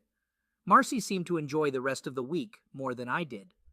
I was a little project for her. I insisted on going to a barber shop rather than a hairdresser's, but she made all of the rest of the decisions. Not only did I get a haircut, but I also got my eyebrows and ears trimmed, and my nose hairs pruned. Marcy informed the barber that I would be back every 10 days for the same treatment. My working clothes were pretty generic, khaki pants and white shirts. She even found a jacket that went with the pants. I also got 2 pairs of black steel toe dress shoes with a dozen pairs of black socks. She had found a small studio apartment for me and helped me get it set up. Friday morning, I got my Tennessee driver's license, and that afternoon, Marcy gave me the keys to my company car and a laptop computer before leaving me at the apartment that evening. She stood on her tiptoes and kissed me on the cheek. She expressed admiration, saying that if Grady wasn't so jealous, she'd have to jump my bones. While flattered, the thought of her suggestion made me shiver a little. It was time to give Carly a call.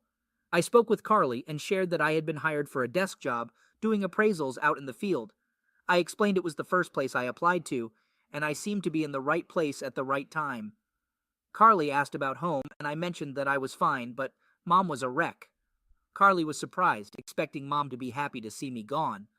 I noted that it seemed like Mom had a plan, but I messed it up somehow. Carly shared that Mom spent the first day sitting at the kitchen table, chanting, and being unresponsive when questioned.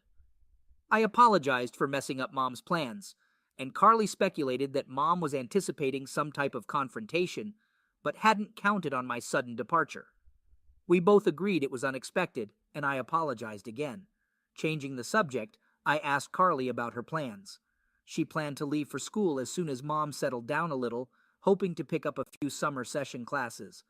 I shared that I was leaving for Atlanta the next morning and promised to call her when I got back. Carly expressed that she was glad things were working out for me and believed Mom would break out of her slump soon. The training classes in Atlanta were a snap.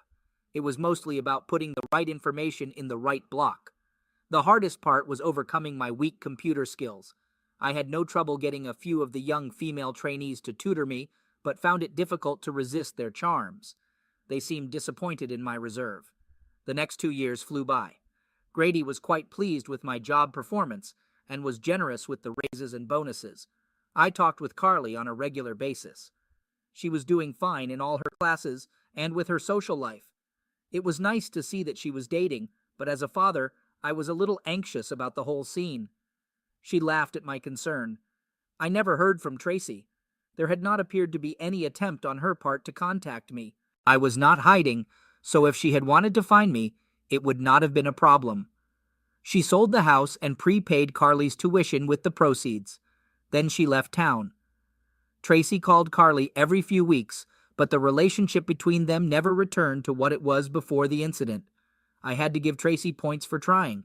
Carly had no idea where she had relocated to and never asked. Tracy never filed for divorce. I could hold out for as long as she could.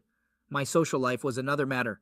I never thought of myself as a lady executor, but I discovered that a new persona came along with my upgraded appearance and marital freedom. I was technically still married, but under the circumstances, I didn't feel that way. Nashville was full of young ladies looking for companionship. I always made sure that they knew that I was married and not looking for any type of relationship. That turned out to be a big plus with most of them, including a few who were married themselves. I was careful not to date any of the married ones more than once and never took them back to my apartment. It didn't matter too much with the single ones, as long as they knew that I wasn't husband material. Grady had hired 2 more guys to do what I did. I got to train them and supervise them. There was plenty of work to go around, but I got the feeling that something was in the wind. Grady approached me, expressing that we needed to talk.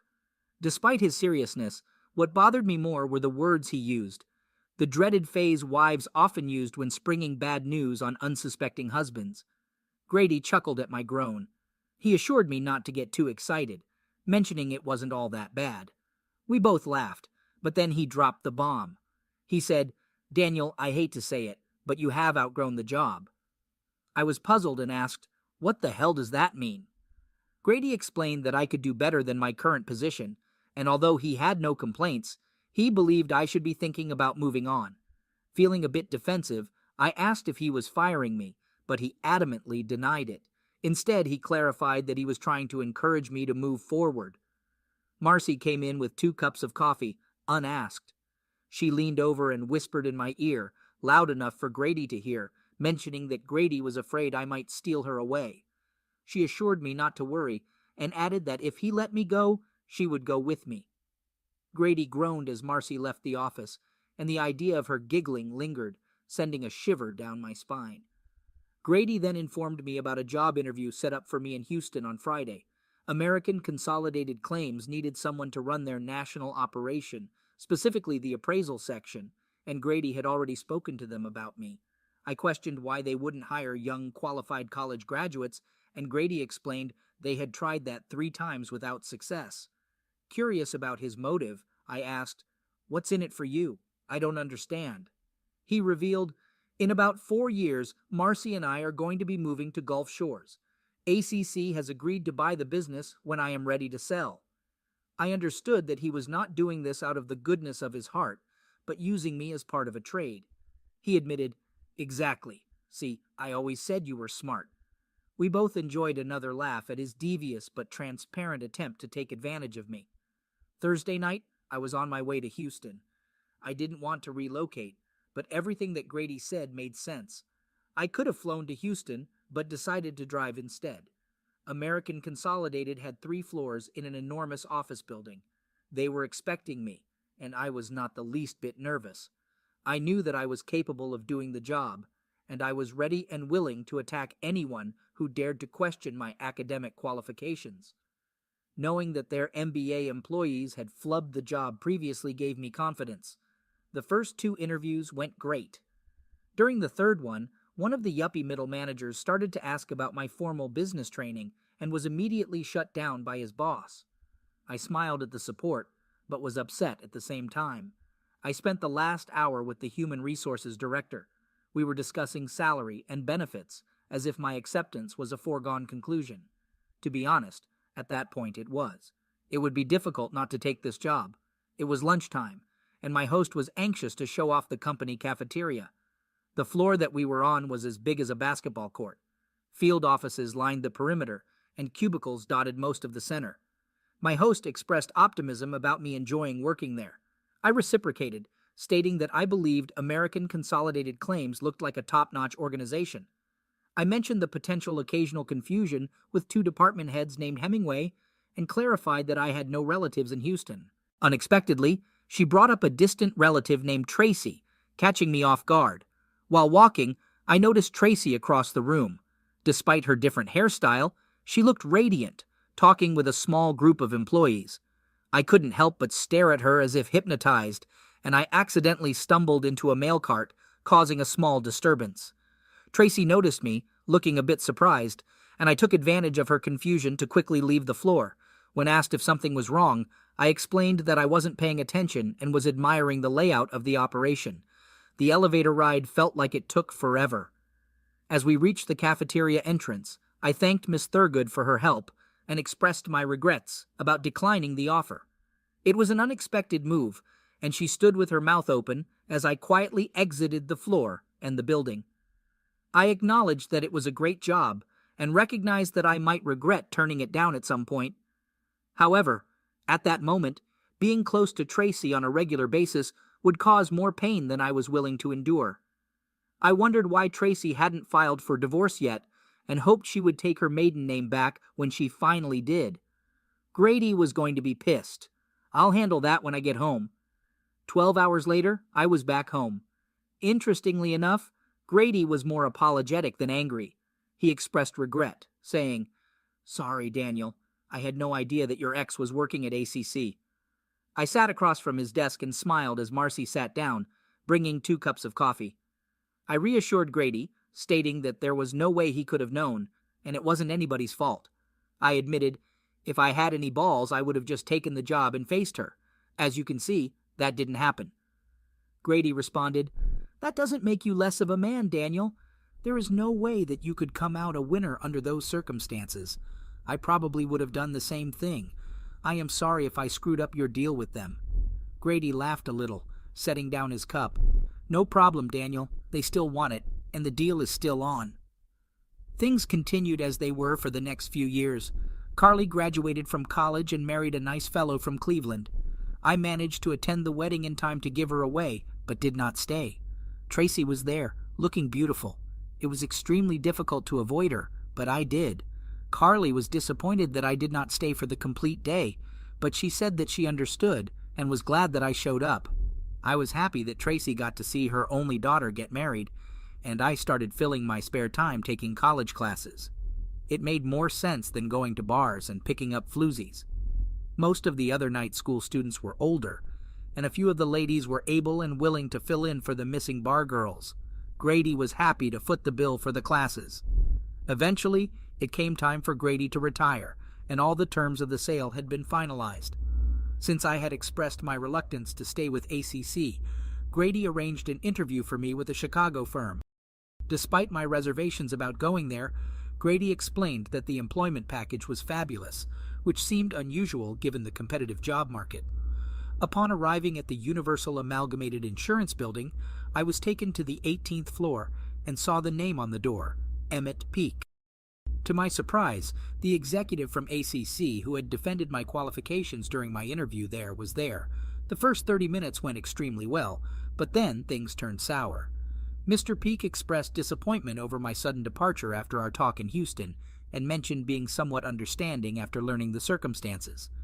I apologized for running off and explained that I wasn't ready to face the alternatives that would have come with the job. Mr. Peak then questioned whether I had figured out a way to handle difficult situations better. He mentioned setting up another interview for me and asked a seemingly unrelated question about a small glass dome on Tracy Hemingway's desk at ACC. His question about Tracy worried me, and I wondered how she related to this interview. He inquired about the purpose of the black object inside the dome, revealing Tracy's relocation to Chicago. Mr. Peak expressed the value he placed on Tracy and his intention to keep her on the team, urging me to compliment her. Feeling trapped, I explained that the black doodad was a small item I made for my wife before we separated, unsure why she kept it. Mr. Peak asked about its purpose, and I decided to end the interview, stating that he would need to get that information from Tracy. I stood up, unnerving Mr. Peak, who seemed desperate and talked faster as he steered me to Tracy's office.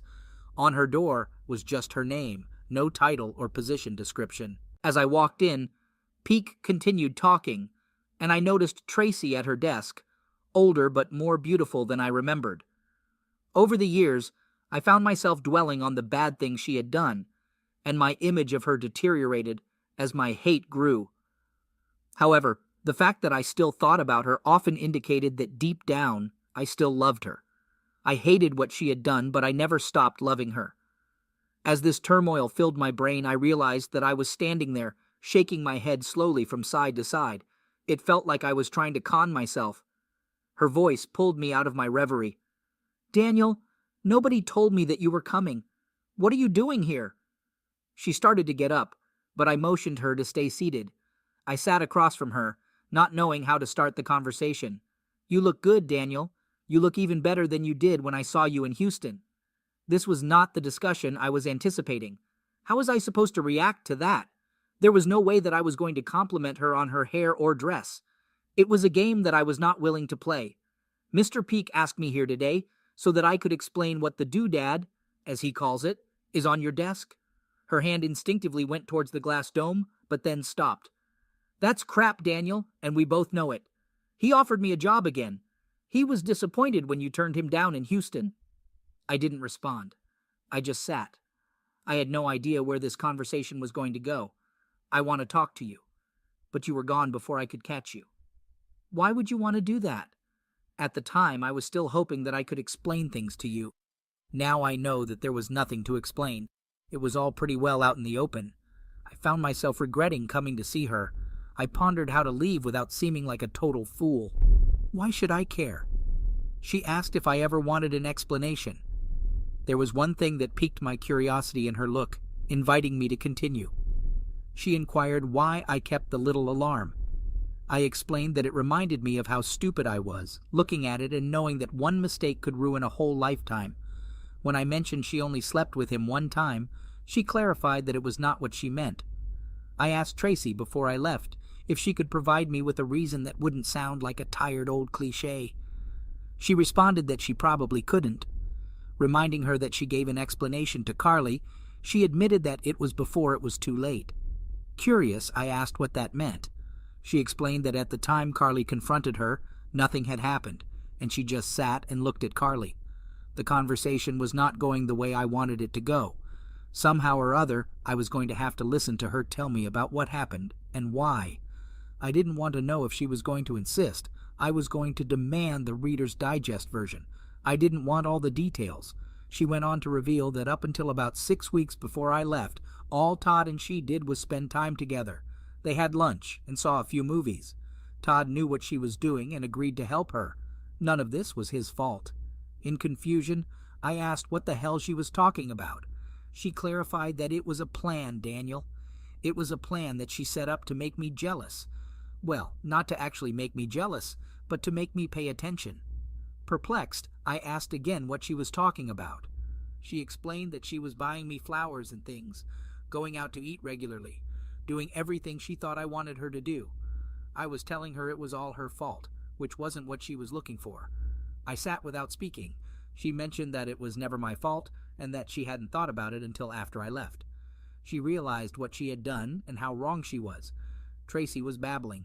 I questioned, asking what the hell she was talking about.